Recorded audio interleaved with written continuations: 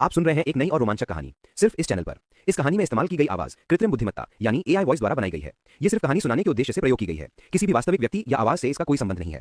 Disclaimer, इस channel पर प्रस्तुत सभी कहानियां केवल मनोरंजन और साहित्यिक उद्देश्य से बनाई गई हैं। कहानियों में प्रयुक्त पात्र, घटनाएं, स्थान या परिस्थितियां काल्पनिक हैं। किसी भी वास्तविक व्यक्ति, संस्था या घटना से समानता केवल संयोग मानी जाए। हमारा उद्देश्य केवल रचनात्मकता और मनोरंजन है, न कि किसी भी व्यक्ति, जाति, समुदाय या धर्म। आगे के एपिसोड सुनने के लिए हमारे टेलीग्राम चैनल से जुड़ें। वहां इस कहानी के सभी एपिसोड उपलब्ध की थी। हालांकि विराट ने पहले से ही दानव द्वीप के पास अपना एक कठपुतली क्लोन तैनात करने की व्यवस्था की थी। हालांकि युद्ध के दौरान उसने उसे वापस बुला लिया था, लेकिन अब वह उसे दोबारा निगरानी के लिए भेज देगा।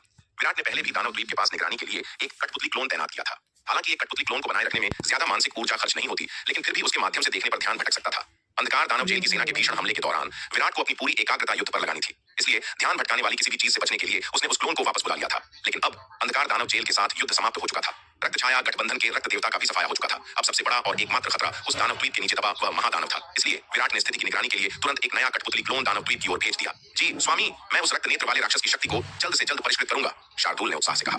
रक्त नेत्र वाले राक्षस के शरीर में अपार ऊर्जा थी। हालांकि शार्दुल ने इस ऊर्जा का उपयोग करके लघु गहन क्षेत्र के प्रारंभिक चरण में प्रवेश कर लिया था, लेकिन उसने उस ऊर्जा के 10वें हिस्से को भी अभी तक पूरी तरह नहीं बचाया था। यदि वह इस राक्षस की पूरी शक्ति को परिष्कृत कर ले, तो लघु गहन क्षेत्र के मध्य चरण तक पहुंचना उसके लिए बाएं हाथ का खेल होगा। जल्दबाजी मत करना, विराट ने उसे चेतावनी दी। हमें अभी भी धीरे धीरे और सावधानी से आगे बढ़ना होगा। यदि शक्ति बढ़ाने की होड़ में तुम्हारी साधना की नींव कमजोर हो गई, तो भविष्य में तुम्हें इसका भारी नुकसान उठाना पड़ेगा। विराट ने शार्दुल के सिर पर थपथपाया और उसे शांत रहने का इशारा किया। इसके बाद समूह नवधारा महाद्वीप पर और अधिक नहीं रुका। वे स्थानिक मार्ग से निकलकर अपने अपने स्थानों पर लौट गए। दानव द्वीप अंधकार स्वामी रक्त से लथपथ था।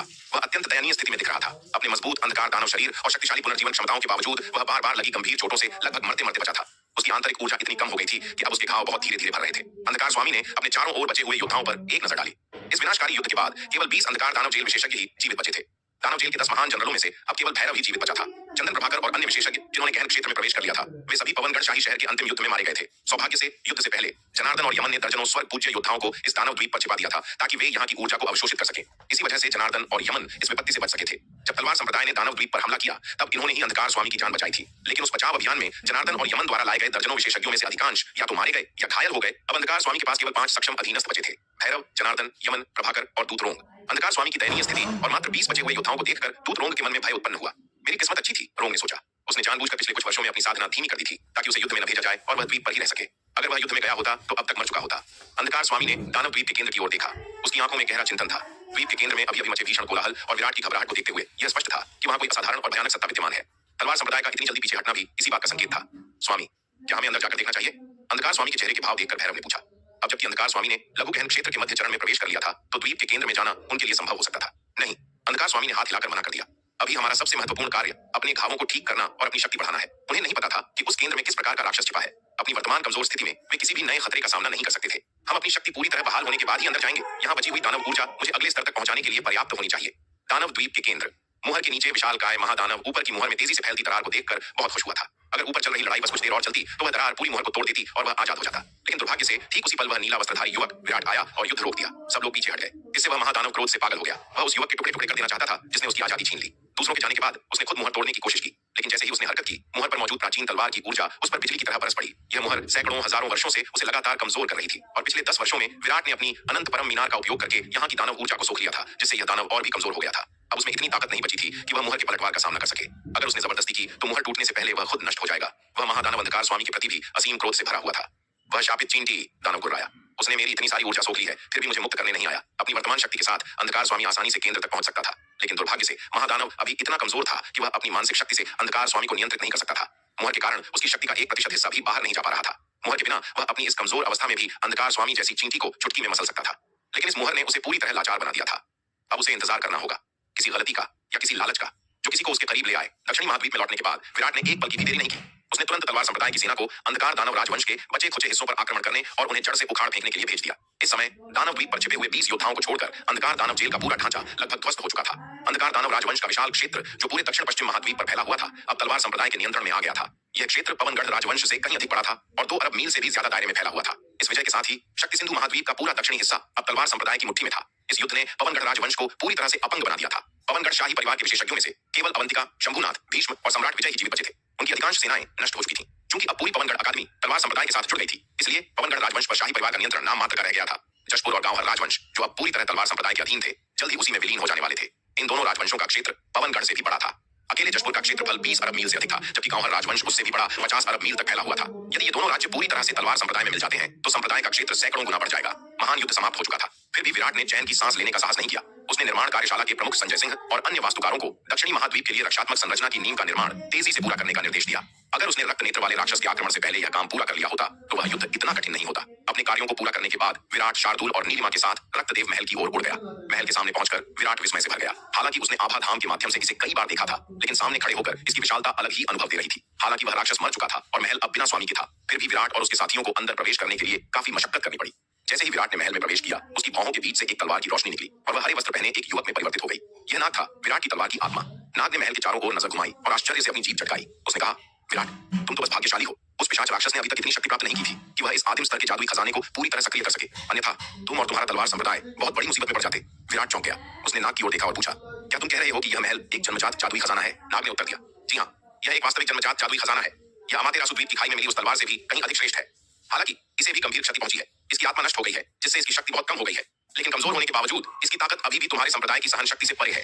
अगर वह राक्षस इस महल के अंदर ही छिपा रहता और बाहर नहीं आता तो तुम उसका कुछ भी नहीं बिगाड़ पाते। उस समय रक्त नेत्र वाला राक्षस बुरी तरह घायल होकर यहाँ आया था। उसने अपनी बची हुई शक्ति से इस महल की स्थापना की थी और सैकड़ों हजारों वर्षों तक इसमें छिपकर अपने घाव भरता रहा था। दुर्भाग्य से इस बार उसकी साधना में हुई वृद्धि ने उसे अति आत्मविश्वासी बना दिया था। उसे लगा कि वह अजेय है, इसलिए वह महल से बाहर निकल आया। यह विराट की किस्मत थी कि राक्षस ने उसे कम करके आंका। अगर वह महल के अंदर से लड़ता तो विराट कभी नहीं जीत पाता। यह सुनकर विराट चुप हो गया। उसे नहीं लगा कि नाग उसे डरा रहा है, वह जानता था कि नाग सही कह रहा है। विराट ने पूछा, नाग, क्या तुम्हारे पास इस महल को नष्ट करने या कब्जा करने का कोई तरीका है? एक सच्चा जन्मजात हथियार भले ही टूटा हो, फिर भी कीमती होता है, नाग ने खुलकर कहा। फिलहाल मेरे पास वह क्षमता नहीं है। जब तक मेरी अपनी शक्ति पूरी तरह बहाल नहीं हो जाती तब तक इस पर विचार नहीं कर सकते। यह सुनकर विराट ने तुरंत अनंत परम मीनार से संपर्क किया और पूछा कि क्या उनके पास रक्तदेव महल को वापस लेने का कोई तरीका है। मीनार ने विराट को बताया कि वे महल को वापस ले सकते हैं, लेकिन इसकी भारी कीमत चुकानी पड़ेगी। वर्तमान में प्रकाशित 21 तारों में से कम आधे बुझ जाएंगे। यह सुनकर विराट ने फिलहाल महल को लेने का विचार छोड़ दिया। वैसे भी महल कहीं भाग नहीं रहा था। जब उनकी शक्ति बढ़ जाएगी तब इसे वापस लेने में देर नहीं होगी। जशपुर राजवंश की उत्तरी सीमा के ऊपर आकाश में एक विशाल नाव बादलों के बीच से गुजर रही थी। नाव के डेक पर यतिन पालथी मारकर बैठा था। उसने शराब का एक घूंट लिया और अपने पास बैठे जुबिन की ओर देखा। यतिन ने कहा, युवा स्वामी जुबिन, कुछ ही दिनों में हम पवनगढ़ राजवंश पहुंच जाएंगे। यह सुनकर जुबिन एक पल के लिए चौंक गया, फिर खिलखिलाकर हंसते हुए बोला, वाह, बहुत बढ़िया। इस बार तो मैं युवा स्वामी पवनगढ़ राजवंश की सारी सुंदरियों का आनंद लूंगा। यह सुनकर यतिन अवाक रह गया। उसने जुबिन की ओर देखा और असहाय होकर बोला, युवा स्वामी जुबिन, पवनगढ़ राजवंश में आने का हमारा असली उद्देश्य मत भूलिए। जुबिन ने लापरवाही से हाथ हिलाया और कहा, अरे यतिन, इतना गंभीर होने की क्या जरूरत है? पवनगढ़ राजवंश और तलवार संप्रदाय तो बस चींटियों के समान है, वे हमारे ध्यान देने लायक भी नहीं है। पवनगढ़ पहुंचते ही हमें बस एक शब्द कहना है और तलवार संप्रदाय आज्ञाकारी रूप से अपना टेलीपोर्टेशन व्यू हमें सौंप देगा। ये सब बातें तुम्हारे और मेरे लिए महत्वहीन है। जुबिन ने अपनी बात जारी रखते हुए कहा, सुंदरियों का आनंद लेना ही सबसे महत्वपूर्ण है। बोलते हुए उसने हाथ बढ़ाकर अपनी दासी रोशनी की चिकनी गोल ठुड्डी को ऊपर उठाया और मुस्कुराते हुए पूछा, सुंदर, क्या तुम्हें ऐसा नहीं लगता? रोशनी ने मीठी आवाज में कहा, हाँ, युवा स्वामी सही कह रहे हैं। उसकी आंखों में एक मोहक आकर्षण था। जुबिन द्वारा महीनों तक वश में किए जाने के कारण रोशनी ने अग्नि साम्राज्य की राजकुमारी के रूप में अपनी गरिमा को पूरी तरह से त्याग दिया था। अब वह खुद को जुबिन की रखैल और खिलौना मात्र समझती थी। चूंकि वास्तविकता को बदला नहीं जा सकता था, इसलिए उसे इसे स्वीकार करना ही पड़ा। अब उसका एकमात्र विचार जुबिन को प्रसन्न करना था, क्योंकि केवल इसी तरह उसका जीवन थोड़ा आसान हो सकता था। जुबिन विजयी भाव से हंसा और बोला, हाँ हाँ हाँ, यह सुंदरी सचमुच मेरा दिल जीत रही है। उस राजकुमारी को एक संकोची लड़की से अपने वश में एक पूरी तरह से कामुक महिला में बदलते हुए देखकर जुबिन को एक विकृत आनंद का अनुभव हुआ। अगले ही पल जुबिन ने हाथ बढ़ाया और रोशनी के पतले रेशमी वस्त्र को एक बार फिर बेरहमी से फाड़ दिया। पवनगढ़ राजवंश, पवनगढ़ अकादमी, मुख्य हॉल में जहां उपमहल प्रमुख निवास करते थे। अवंतिका हॉल में धीरे धीरे टहल रही थी। वह सिर झुकाए गहरी सोच में डूबी हुई थी। उसकी कोमल भौहें थोड़ी सिकुड़ गईं और आंखों में झुंझलाहट छलक रही थी। वह मन ही मन बड़बड़ाई, वह लानत विराट बिल्कुल अंधा है। मैं इतनी खूबसूरत हूं, उसे इतना लुभाने की कोशिश कर रही थी, फिर भी उस पर कोई असर नहीं हुआ। वह सचमुच अंधा है, एक नंबर का मूर्ख। कई दिनों से उसने विराट के करीब आने के लिए हर संभव कोशिश की थी, यहाँ तक कि खुलेआम उसे बहकाने का भी सहारा लिया, लेकिन कोई फायदा नहीं हुआ। चाहे वह कुछ भी करती, विराट पत्थर की मूर्त बना रहा। अवंतिका ने ताना मारा, है विराट, तुमने मुझे बेरहमी से ठुकरा दिया और यह सब उस कुतिया नलिनी की वजह से है। अगर ऐसा है तो मैं तुम्हें और उस कुतिया को एक दूसरे का जानी दुश्मन बना दूंगी। इस समय तक उसने एक शातिर योजना बना ली थी, एक ऐसी योजना जो विराट और नलिनी के बीच फूट डालेगी और उसे अपना बदला लेने का मौका देगी। अवंतिका मुख्य हॉल से बाहर निकली और तेजी से पवनगढ़ शाही महल में लौट आई, जहां उसने सम्राट विजय को पाया। उसने विजय से पूछा, भाई, शाही परिवार के शिष्यों में से क्या कोई ऐसा है जिसका साधना स्तर और शारीरिक बनावट विराट के समान हो? विजय ने उत्सुकता से पूछा, अवंतिका, तुम विराट के समान साधना स्तर और शारीरिक बनावट वाले किसी व्यक्ति की तलाश क्यों कर रही हो? अवंतिका ने हाथ हिलाते हुए कहा, मेरे अपने कारण है भाई, आपको पूछने की जरूरत नहीं है। यह देखकर कि अवंतिका जवाब देने को तैयार नहीं थी, विजय ने आगे कुछ पूछने की हिम्मत नहीं की। विजय ने कुछ देर सोचने के बाद आखिरकार कहा, शाही परिवार में अगर हम विराट के समान साधना स्तर और शारीरिक बनावट वाले किसी व्यक्ति की बात कर रहे हैं तो 17वां राजकुमार फिराजान सबसे उपयुक्त है। अंधकार दानव जेल के साथ हुए भीषण युद्ध के बाद पवनगढ़ शाही परिवार को भारी नुकसान उठाना पड़ा था। उनके लगभग सभी शीर्ष योद्धा मारे गए थे और यहाँ तक कि उनके पृथ्वी पूज्य स्तर के शिष्य भी बहुत कम बचे थे। विराट इस समय पृथ्वी पूज्य स्तर के शिखर पर था और शाही परिवार में इस स्तर के योद्धा बहुत कम बचे थे। हालांकि एक व्यक्ति ऐसा था जिसका शरीर विराट से काफी मिलता जुलता था और वह था 17वां राजकुमार फिराजान। फिराजान, जो कभी पवनगढ़ के 6 नायकों का नेता था, शाही परिवार में संभवतः भीष्म के बाद दूसरे स्थान पर सर्वश्रेष्ठ मार्शल आर्ट प्रतिभा का धनी था। अनगिनत आपदाओं से बचकर वह न केवल जीवित रहा बल्कि उसने अपनी साधना में भी तेजी से प्रगति की थी और अब वह पृथ्वी पूज्य स्तर के शिखर पर पहुंच चुका था। अवंतिका ने कहा, ठीक है भाई, फिराजान को बुलाओ। विजय ने सिर हिलाया और तुरंत पुकारा, कोई है? विजय की पुकार सुनते ही शाही अध्ययन कक्ष के बाहर से एक रक्षक अंदर आया और विजय को आदरपूर्वक प्रणाम करते हुए बोला, जी महाराज, विजय ने आदेश दिया, जाओ फिराजान को बुलाओ। रक्षक ने आदरपूर्वक उत्तर दिया और मुड़कर शाही अध्ययन कक्ष से बाहर चला गया। थोड़ी देर बाद रक्षक फिराजान को लेकर अंदर आया। फिराजान शाही अध्ययन कक्ष में दाखिल हुआ और विजय को प्रणाम करते हुए बोला, पिताजी, मुझे बुलाने का आपका क्या आदेश है? विजय ने उसकी ओर देखते हुए कहा, मैं नहीं, तुम्हारी चाची तुमसे मिलना चाहती है। फिराजान ने तुरंत अवंतिका की ओर मुड़कर प्रणाम किया और पूछा, मेरी चाची मुझसे क्या चाहती है? अवंतिका ने फिराजान को ऊपर से नीचे तक देखा और पाया कि उसका शरीर वाकई विराट से बहुत मिलता जुलता था। उसकी तीखी और सुंदर निगाहों के नीचे फिराजान की रीढ़ की हड्डी में सिहरन दौड़ गई। वह अच्छी तरह जानता था कि उसकी चाची कमजोर नहीं है और उनका बुलावा शायद ही कोई अच्छी खबर लेकर आया हो। अवंतिका ने शांत भाव से कहा, हम बुरा नहीं है, मेरी जरूरतों के हिसाब से बिल्कुल सही है, तुम मेरे साथ आ सकते हो। ये सुनकर फिराजान ने तुरंत विजय की ओर देखा। विजय ने हाथ हिलाते हुए कहा, चूंकि तुम्हारी चाची तुमसे मिलना चाहती है तो तुम उनके साथ चल सकते हो। फिराजान ने जवाब दिया, जी पिताजी। तुरंत ही फिराजान अवंतिका के पीछे पीछे शाही अध्ययन कक्ष से बाहर निकल गया। तभी अचानक उसे अपने शरीर में खिंचाव महसूस हुआ और एक अदृश्य शक्ति उसे झट से अपने साथ बहा ले गई। वह पल भर में वहां से गायब हो गया। फिराजान को अपनी आंखों के सामने बस एक धुंधलापन सा दिखाई दिया और अगले ही पल उसका शरीर पवनगढ़ अकादमी के उपमहल प्रमुख के हॉल के बाहर था। अवंतिका ने शांत स्वर में कहा, मेरे साथ अंदर आओ। फिराजान घबराते हुए अवंतिका के पीछे पीछे हॉल में चला गया। हॉल में प्रवेश करने के बाद अवंतिका एक ऊंचे चबूतरे पर बैठ गई और शांत भाव से नीचे खड़े फिराजान को देखने लगी। उसने कहा, मैंने तुम्हें यहाँ इसलिए बुलाया है क्योंकि मैं तुमसे कुछ काम करवाना चाहती हूँ। फिराजान ने घबराते हुए पूछा, पता नहीं आंटी मुझसे क्या काम करवाना चाहती हैं? अवंतिका एक मध्य स्तरीय लघु गहन क्षेत्र की विशेषज्ञ होने के नाते अकल्पनीय शक्ति रखती थी। भला वह उसके जैसे एक साधारण पृथ्वी पूज्य स्तर के योद्धा से क्या करवाना चाहेगी? अवंतिका ने उदासीनता से कहा, मैं चाहती हूँ कि तुम विराट का रूप धारण करो और उस नीच औरत नलिनी की इज्जत पर दाग लगाओ। क्या? यह सुनकर पवन फिराजान चौंक गया। चाची, मैं यह कैसे कर सकता हूँ? फिराजान का चेहरा पीला पड़ गया और उसका शरीर कांपने लगा। विराट का रूप धारण करके नलिनी को अपवित्र करना, यह तो मौत के मुंह में कूदने जैसा था। नलिनी अवंतिका से कहीं अधिक शक्तिशाली थी। इतनी शक्तिशाली विशेषज्ञ उसे एक उंगली से ही राख में बदल सकती थी। उसे विश्वास नहीं हो रहा था कि उसकी अपनी चाची उससे इतना घिनौना और आत्मघाती काम करने को कहेगी। बेशक, मैं तुम्हें यह अकेले नहीं करने दूंगी, मैं तुम्हारे काम में सहयोग करूंगी। अवंतिका ने उदासीनता से कहा, चाची, महल की मालकिन नलिनी और विराट एक दूसरे को बहुत अच्छी तरह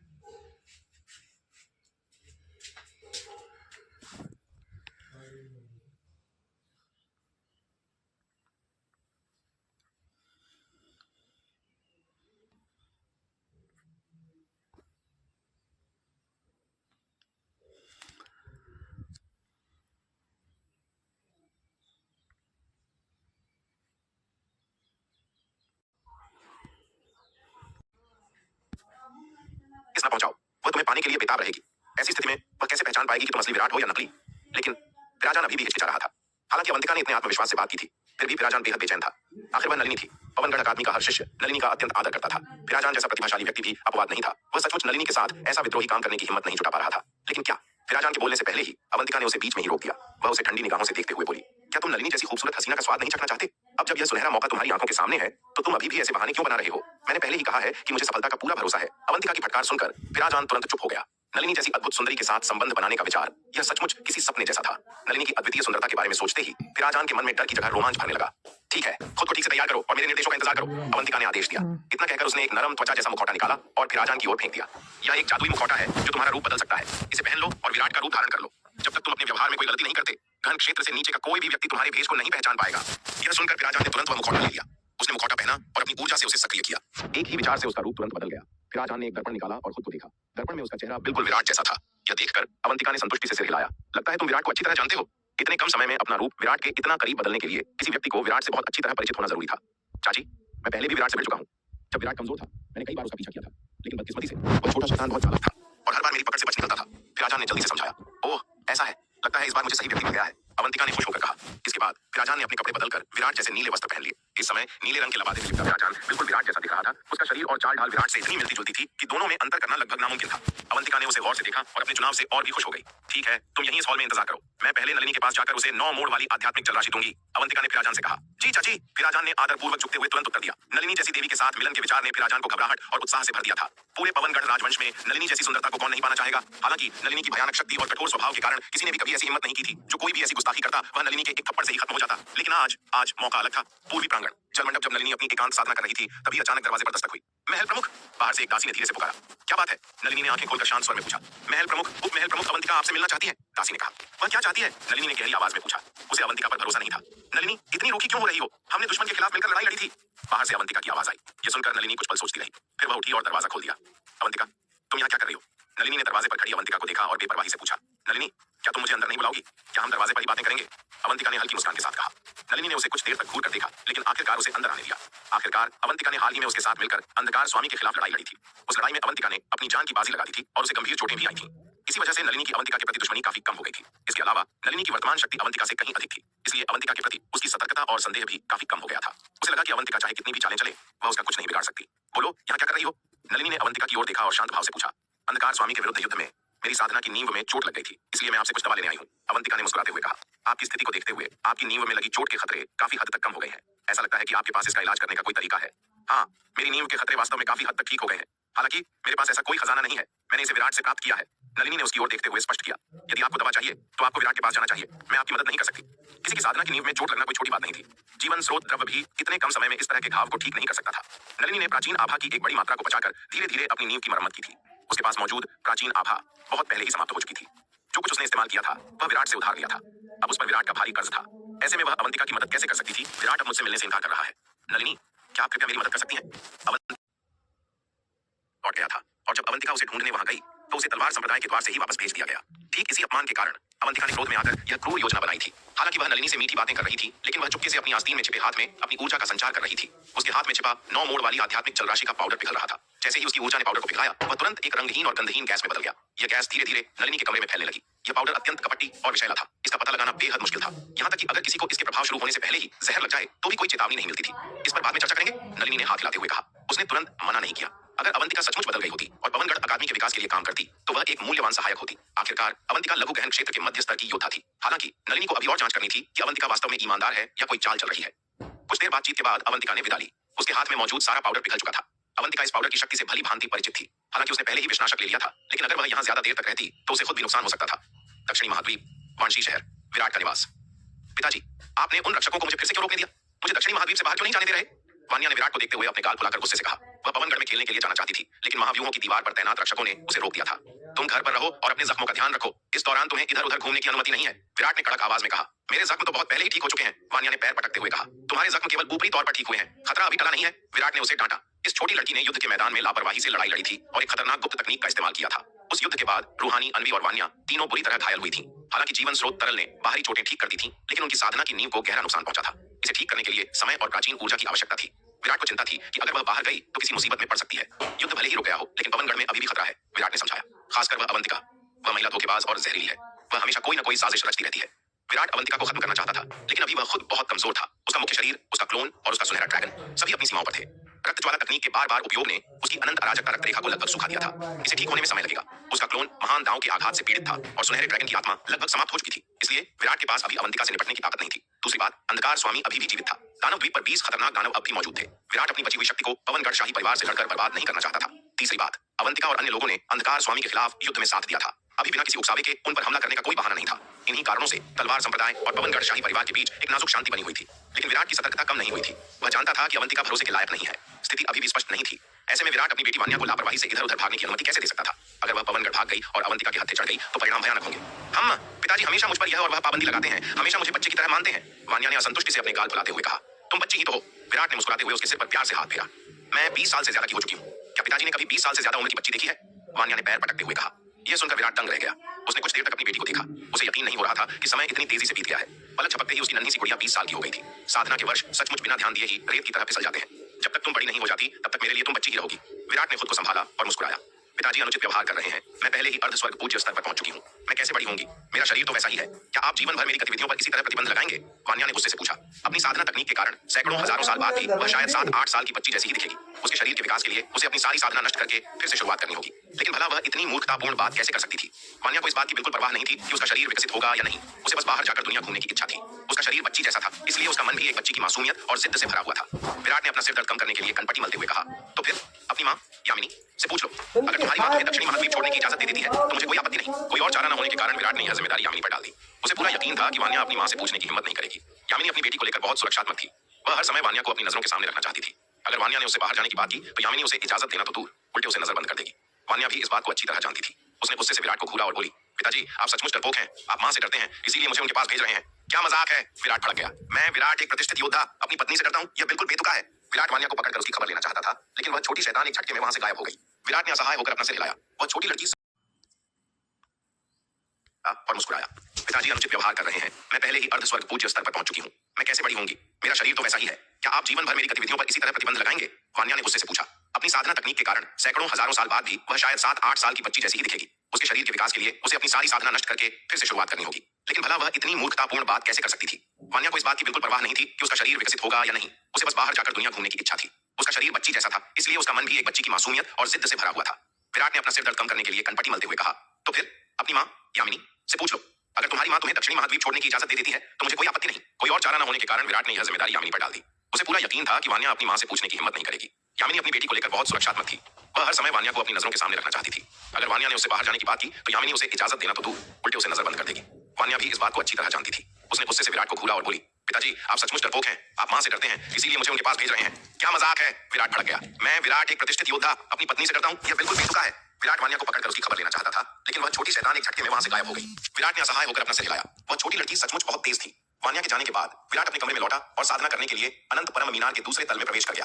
विराट के निवास से निकलने के बाद भी वान्या का गुस्सा शांत नहीं हुआ था। पिछले कुछ समय से वह और उसकी सहेलियां रूहानी और अनवी विराट की कड़ी निगरानी में थीं। उन्हें तलवार की कठिन साधना करनी पड़ी थी और रोहिणी ने भी उन्हें खूब रगड़ा था। अब जब युद्ध खत्म हो गया था और वे नीरस दिन बीत चुके थे तो वान्या एक जंगली घोड़े की तरह आजाद होना चाहती थी। वह दक्षिणी महाद्वीप के बाहर की दुनिया देखना चाहती थी। दक्षिणी महाद्वीप का कोना कोना तो वह पहले ही देख चुकी थी। चलते चलते वान्या सोचने लगी कि कैसे चुपके से निकला जाए। अचानक उसकी नजर एक इमारत पर पड़ी। उसने ऊपर देखा और पाया कि वह अनजाने में ताबीज कार्यशाला के प्रवेश द्वार पर पहुंच गई है। द्वार पर लिखे 3 बड़े अक्षरों को देखकर उसकी आंखें चमक उठी। उसके खुरापाती दिमाग में तुरंत एक विचार आया, दीदी। गरिमा वान्या कार्यशाला में दौड़ती हुई गई। वहां उसने गुरु गरिमा को एक आध्यात्मिक ताबीज बनाते हुए देखा। छोटी चाची कृपया मुझे इस नाम से मत बुलाइए, ये बहुत अजीब लगता है। गरिमा ने घबरा कर कहा। रिश्ते में वान्या गरिमा की आंटी लगती थी क्योंकि वान्या विराट की बेटी थी और गरिमा के गुरु जयेश विराट के समकक्ष थे। ओह दीदी गरिमा, इतनी औपचारिक मत बनिए। मेरे पिता हैं, लेकिन हम तो दोस्त हो सकती हैं ना? वान्या ने हाथ हिलाते हुए कहा। यह कैसे हो सकता है? गरिमा ने विरोध किया। वह नियमों की पक्की थी। क्यों नहीं? रूहानी बुआ मेरे पिता की छोटी बहन है, फिर भी वह मुझे उन्हें दीदी कहने को कहती है। वान्या ने अपना छोटा सा हाथ हिलाया। ऐसा करते हैं, जब आसपास कोई ना हो तो मैं आपको दीदी गरिमा कहूंगी और आप मुझे वान्या कह सकती हैं। अगर कोई दूसरा हो तो आप मुझे छोटी चाची कह लेना, ठीक है? वान्या को गरिमा द्वारा आंटी कहलाना पसंद नहीं था। गरिमा उससे उम्र में काफी बड़ी थी और अपने शांत स्वभाव के कारण एक बड़ी बहन जैसी लगती थी। ये सुनकर गरिमा एक पल के लिए झिझकी, लेकिन अंत में मुस्कुराते हुए बोली, ठीक है वान्या, अब बताओ क्या तुम्हें मुझसे कुछ चाहिए? गरिमा ने पूछा। वह जानती थी कि यह छोटी शैतान बिना किसी मतलब के यहाँ नहीं आएगी। वान्या उससे मिलने के लिए ताबीज कार्यशाला में बहुत कम आती थी, इसलिए आज उसका अचानक आना किसी खास मकसद की ओर इशारा कर रहा था। गरिमा अपने छोटी चाचा वान्या के स्वभाव को अच्छी तरह जानती थी। वान्या चंचल और शरारती थी और केवल मनोरंजन वाली गतिविधियों में ही भाग लेती थी। हालांकि ताबीज कार्यशाला में मनोरंजन का कोई नामो निशान नहीं था। यहाँ की कला गहन और रहस्यमय थी, जिसमें सफलता प्राप्त करने के लिए अपार धैर्य और समझ की आवश्यकता होती थी। वान्या के पास समझ तो पर्याप्त थी। वास्तव में उसके पिता विराट को छोड़कर उसकी समझ पूरे तलवार संप्रदाय में लगभग बेजोड़ थी, लेकिन वान्या के चंचल स्वभाव में धैर्य की कमी थी। वह दिन भर बैठकर ताबीज बनाने का उबाऊ काम नहीं कर सकती थी। फिर भी भले ही वान्या ताबीज बनाने में बहुत निपुण नहीं थी, लेकिन उनका प्रयोग करने में वह उस्ताद थी। इसका कारण यह था कि वह विराट की बेटी थी और शालिनी उसे बहुत प्यार करती थी। शालिनी अक्सर अपनी सेवाओं के बदले विराट से कई ताबीज प्राप्त करती थी और उन्हें वान्या को खेलने के लिए दे देती थी। इसलिए वान्या ताबीज के प्रयोग में गरिमा जैसी माहिर से भी कम नहीं थी। गरिमा का सवाल सुनकर वान्या ने बिना लाग लपेट के जवाब दिया। उसके चेहरे पर एक प्यारी सी मुस्कान आ गई। दीदी गरिमा, क्या आपके पास कोई रूप बदलने वाला ताबीज है? हाँ, मैंने आज ही 7वीं श्रेणी का उच्च गुणवत्ता वाला रूप बदलने वाला ताबीज सफलतापूर्वक बनाया है। गरिमा ने गर्व से मुस्कुराते हुए कहा। अब वह स्वर्ग पूज्य स्तर की योद्धा थी और उच्च गुणवत्ता वाले ताबीज बना सकती थी। दीदी प्लीज मुझे वह ताबीज दे दीजिए, वान्या ने चहकते हुए कहा। छोटी चाची, आपको रूप बदलने वाले ताबीज की क्या जरूरत है? यह सुनकर गरिमा हिचकिचाई। अगर वान्या को कोई और ताबीज चाहिए होता तो गरिमा उसे तुरंत दे देती, लेकिन यह ताबीज तलवार संप्रदाय में प्रतिबंधित था। इसे प्राप्त करने वाले किसी भी व्यक्ति को सख्त पंजीकरण और सत्यापन प्रक्रिया से गुजरना पड़ता था, क्योंकि इस ताबीज की शक्ति बहुत अधिक थी। अगर यह दुश्मन के हाथ लग जाता तो वह किसी भी महत्वपूर्ण व्यक्ति का रूप लेकर संप्रदाय को भारी नुकसान पहुंचा सकता था। आमतौर पर इसका उपयोग केवल अंधकार प्रहरी शिविर के जासूस ही करते थे। दीदी मैंने कुछ नहीं किया, मैं बस इससे खेलना चाहती थी, प्लीज, वान्या ने अपनी सबसे मासूम और प्यारी मुस्कान के साथ कहा। वह इतनी मनमोहक लग रही थी कि गरिमा का दिल तुरंत पिघल गया। वान्या के इस प्यारे आग्रह के आगे झुककर गरिमा ने आखिरकार उसे वह ताबीज दे दिया। आखिरकार वान्या विराट की बेटी थी। यह संभावना नहीं थी कि वह इसका उपयोग संप्रदाय के खिलाफ करेगी। ताबीज मिलते ही वान्या ज्यादा देर नहीं रुकी और जल्दी से गरिमा को अलविदा कहकर भाग गई। वान्या ताबीज को हाथ में लिए खुशी खुशी एक सुनसान जगह पर चली गई। वह सोचने लगी कि उसे किसका रूप धारण करना चाहिए ताकि वह टेलीपोर्टेशन सरणी के पहरेदारों को धोखा दे सके। काफी देर सोचने के बाद उसने फैसला किया, पिताजी, केवल विराट ही दक्षिणी महाद्वीप में कहीं भी बिना किसी रोक टोक के आ जा सकते थे। यह सोचकर वान्या ने अपनी ऊर्जा ताबीज में डाल दी और धीरे से कहा, रूपांतरित हो जाओ। एक तेज रोशनी चमकी। वान्या का छोटा शरीर तेजी से बढ़ने लगा और कुछ ही पलों में वह हूबहू विराट के रूप में बदल गई। अब वह दिखने में, कद काठी में और यहाँ तक कि आभा में भी बिल्कुल विराट जैसी लग रही थी। जब तक वह अपना मुंह नहीं खोलती, शायद उसकी मां यामिनी भी फर्क नहीं बता पाती। विराट का रूप धारण करने के बाद वान्या वांशी शहर के टेलीपोर्टेशन केंद्र की ओर शान से चल पड़ी। प्रवेश द्वार पर पहुंचते ही पहरेदारों ने उसे देखा और तुरंत सम्मानपूर्वक झुक गए।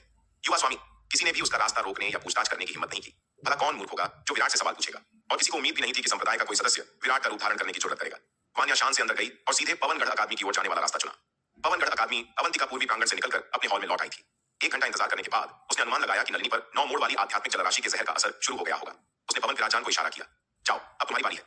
अवंतिका ने अपनी ऊर्जा का उपयोग करके विराजान को सीधे पूर्वी प्रांगण के बाहर भेज दिया।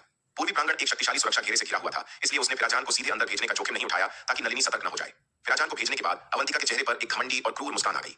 विराट, नलिनी, मैं देखना चाहती हूँ कि इसके बाद तुम दोनों कैसे साथ रह सकते हो। उसकी योजना बहुत गहरी थी। अगर नलिनी को लगेगा कि विराट ने उसकी इज्जत लूटी है तो वह निश्चित रूप से विराट से जवाब मांगेगी। चूंकि विराट ने ऐसा कुछ नहीं किया होगा, वह इनकार करेगा। नलिनी को लगेगा कि विराट ने उसका इस्तेमाल करके उसे छोड़ दिया है। नलिनी के उग्र स्वभाव को देखते हुए वह विराट की जान लेने पर उतारू हो जाएगी। दोनों के बीच एक खूनी संघर्ष होगा और अवंतिका इसी का इंतजार कर रही थी। वह सही समय पर बीच में आएगी और विराट की जान बचाएगी, जिससे वह विराट का भरोसा जीत सकेगी। एक बार भरोसा जीतने के बाद वह धीरे धीरे विराट के राज जान लेगी और अंततः उसे खत्म करके सब कुछ हथिया लेगी। आने वाले नाटक के बारे में सोचकर अवंतिका लगभग हंस पड़ी, लेकिन तभी उसे अपने शरीर में गर्मी महसूस हुई।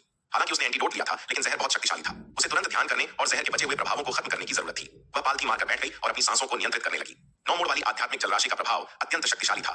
हालांकि अवंतिका ने नलिनी के निवास पर जाने से पहले एंटीडोट लिया था और वहां ज्यादा देर नहीं रुकी थी, फिर भी उस पाउडर ने उसके भीतर एक तीव्र इच्छा को जगा दिया था। अवंतिका को अपनी बढ़ती इच्छाओं को दबाने के लिए फिर से एंटीडोट लेना पड़ा और ध्यान करना पड़ा। पवनगढ़ अकादमी पूर्वी प्रांगण का जल मंडप नलिनी साधना में लीन थी। तभी उसे अचानक अपने पेट से एक अजीब सी गर्मी उठती हुई महसूस हुई। पहले तो नलिनी ने सोचा कि यह उसकी ऊर्जा के संचार के कारण है, इसलिए उसने इस पर ज्यादा ध्यान नहीं दिया। हालांकि समय बीतने के साथ वह गर्मी तेज होती गई, उसका पूरा शरीर चलने लगा, दिल तेजी से धड़कने लगा और उसके भीतर एक अनजानी प्यास जाग उठी। नलिनी हैरान थी, उसके साथ क्या हो रहा था। उसने सैकड़ों वर्षों तक एकांत में साधना की थी, लेकिन ऐसा अनुभव पहले कभी नहीं हुआ था। अचानक उसे विराट द्वारा दी गई वो गोलियां याद आ गईं, जो उसकी नींव मजबूत करने के लिए थीं। क्या उन गोलियों में कोई समस्या थी, उसने सोचा, लेकिन यह बात समझ में नहीं आ रही थी। हालांकि विराट कंजूस और लालची था, लेकिन उसने हमेशा ईमानदारी से काम किया था। वह ऐसे घिनौने कृत्य में नहीं गिर सकता था। नलिनी ने अपने संदेह को दबाया और अपनी ऊर्जा का संचार करते हुए इस अजीब आवेग को रोकने की कोशिश की, लेकिन जैसे ही उसने अपनी ऊर्जा का उपयोग किया, ऐसा लगा जैसे आग में घी डाल दिया हो।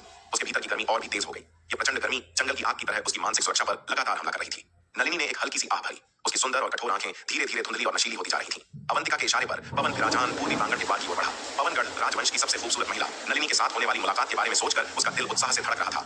उसने कभी सपने में भी नहीं सोचा था कि एक दिन वह नलिनी जैसी देवी के साथ ऐसे सुख का अनुभव कर पाएगा। उत्साह से भरकर विराजन उत्सुकता से पूर्वी प्रांगण में प्रवेश कर गया। उसी समय वान्या टेलीपोर्टेशन व्यूह के माध्यम से सीधे पवनगढ़ अकादमी के पूर्वी प्रांगण में टेलीपोर्ट हुई। व्यूह से बाहर निकलकर वह सावधानी से आगे बढ़ी, लेकिन तभी उसे याद आया कि अब वह विराट है। अगर कोई उसे देख भी ले तो उसकी पहचान पर संदेह नहीं करेगा।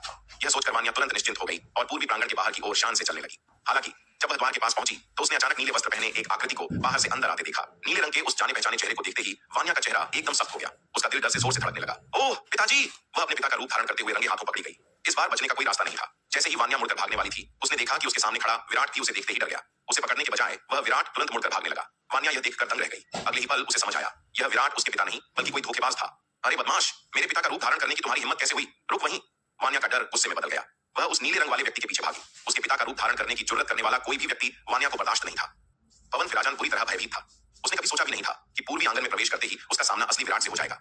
वह एक पल भी रुकने की हिम्मत नहीं कर पा रहा था। हालांकि वह और विराट दोनों ही पृथ्वी पूज्य स्तर पर थे, लेकिन उनकी युद्ध शक्ति में जमीन आसमान का अंतर था। विराट गहन क्षेत्र के योद्धाओं को मार सकता था, जबकि विराजन उसके सामने चींटी जैसा था। विराजन का दिमाग डर के मारे सुन्न हो गया था। कहा गया था कि विराट दक्षिणी महाद्वीप लौट गया है। वह यहाँ क्या कर रहा है? जैसे ही विराजन भाग रहा था, अचानक उसे पीछे से एक साफ, मीठी और कोमल आवाज सुनाई दी। रुक जा, धोखेबाज!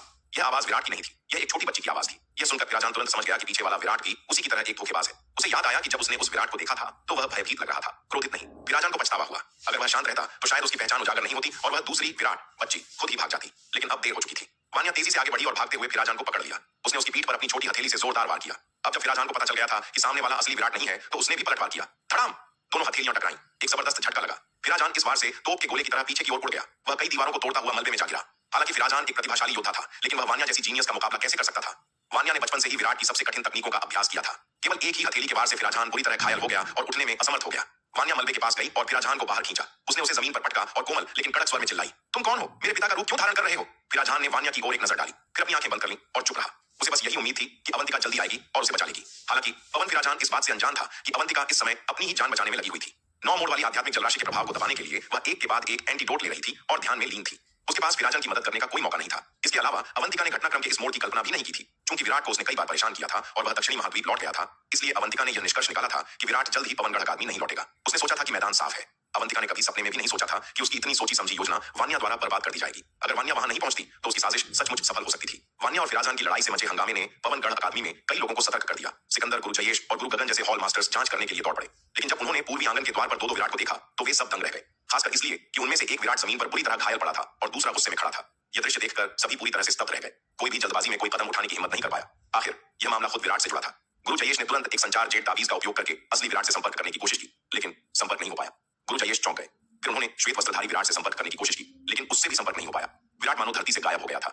गुरु जयेश पूरी तरह से हैरान थे। आमतौर पर भले ही विराट के असली रूप से संपर्क न हो, श्वेत वस्त्रधारी विराट हमेशा उपलब्ध रहता था। दोनों का एक साथ गायब होना अभूतपूर्व था। चिंतित होकर गुरु जयेश ने तुरंत गरिमा से संपर्क किया और उसे दक्षिणी महाद्वीप में विराट की खोज करने को कहा। संदेश पाकर गरिमा को गहरा सदमा लगा। वह तुरंत विराट के निवास पर पहुंची और सोनाली से मिलने का अनुरोध किया। सोनाली ने पूछा, युवा स्वामी इस समय एकांत साधना में है, क्या कोई जरूरी बात है मिस गरिमा? गरिमा ने चिंता से कहा, यह मामला बेहद जरूरी है, कृपया उन्हें सूचित करें। गरिमा की बेचैनी देखकर सोनाली समझ गई कि मामला गंभीर है। वह तुरंत विराट के कमरे की ओर गई और दरवाजा खटखटाया। अंदर से विराट की आवाज आई, क्या बात है? इस बार हालांकि विराट का मुख्य शरीर, उसका क्लोन और उसका स्वर्ण ड्रैगन सभी अनंत परम मीनार के दूसरे तल पर एकांत में थे, फिर भी उसने बाहरी दुनिया से संपर्क बनाए रखने के लिए एक कठपुतली अवतार को बाहर छोड़ दिया था। सोनाली ने बताया, यंग मास्टर मिस गरिमा आपसे मिलना चाहती हैं, वह बहुत चिंतित लग रही हैं। यह सुनकर कमरे में एक तेज रोशनी चमकी और विराट अनंत परम मीनार से बाहर निकल आया। मुख्य हॉल में प्रवेश करते ही उसने गरिमा को देखा और पूछा, गरिमा क्या हुआ? गरिमा ने गुरु जयेश का संदेश उसे बताया। विराट हैरान और क्रोधित हो गया। क्या कोई मेरी नकल कर रहा है? उसने तुरंत आभाधाम की शक्ति का प्रयोग किया और वह पल भर में अपने स्थान से गायब हो गया। अगले ही पल वह पवनगढ़ अकादमी के पूर्वी द्वार के सामने प्रकट हुआ। वहां पहुंचकर विराट ने देखा कि दो और विराट वहां मौजूद हैं। एक खड़ा है और दूसरा जमीन पर पड़ा है। विराट गुस्से से उनके पास पहुंचा और चिल्लाया, तुम दोनों कौन हो? मेरी नकल करने की तुम्हारी हिम्मत कैसे हुई? ये सुनकर वान्या ने, जो अभी भी विराट के रूप में थी, मुड़कर असली विराट की ओर देखा। उसकी आंखों में संदेह भरा था। उसने कहा, अब तुम कौन हो? आज इतने सारे लोग मेरे पिता का रूप धारण कर रहे हैं, यह तो हद हो गई। बोलते ही वान्या ने असली विराट को एक थप्पड़ रसीद करने के लिए हाथ उठाया। यह सुनकर और वान्या की आवाज पहचानते ही विराट तुरंत समझ गया कि यह विराट कौन है। विराट ने कड़क आवाज में कहा, छोटी शैतान, तुम्हारी गुस्ताखी बढ़ती जा रही है। तुम अपने पिता का रूप धारण करने की हिम्मत भी कर रही हो। इतना कहकर उसने वान्या का हाथ हवा में ही पकड़ लिया। विराट की पकड़ में आते ही वान्या हिल भी नहीं पा रही थी। हालांकि वह शक्तिशाली थी, लेकिन अपने पिता का मुकाबला नहीं कर सकती थी। विराट द्वारा काबू में किए जाने पर वान्या को तुरंत एहसास हुआ कि उसके सामने खड़ा व्यक्ति कोई धोखेबाज नहीं, बल्कि असली विराट है। वान्या डर गई। उसने तुरंत अपना रूप बदलने वाला ताबीज हटा दिया और अपने असली रूप में एक प्यारी सी छोटी बच्ची के रूप में लौट आई। वान्या ने अपनी बड़ी बड़ी मासूम आंखें झपकाते हुए विराट को देखा और बोली, पिताजी, मैं फिर कभी ऐसी हिम्मत नहीं करूंगी, प्लीज मुझे माफ कर दीजिए। ये देखकर विराट ने तुरंत उसके सिर पर एक हल्का सा थप्पड़ मारा और गुस्से से कहा, तुमने इतना दुस्साहस करने की हिम्मत कैसे की? तुम्हें क्या लगता है कि मैं तुम्हें क्षमा कर दूंगा? सोचना भी मत। फिर विराट ने जमीन पर पड़े दूसरे विराट यानी पवन पिराजान की ओर इशारा किया। विराट ने पूछा, और यह कौन है? वान्या ने सिर झुकाते हुए कहा, मुझे नहीं पता, यह भी आपका रूप लेकर घूम रहा था, इसलिए मैंने इसे पीटा। पता नहीं? विराट ने वान्या को घूरा और ठंडी आवाज में पूछा, सच में नहीं पता या झूठ बोल रही हो?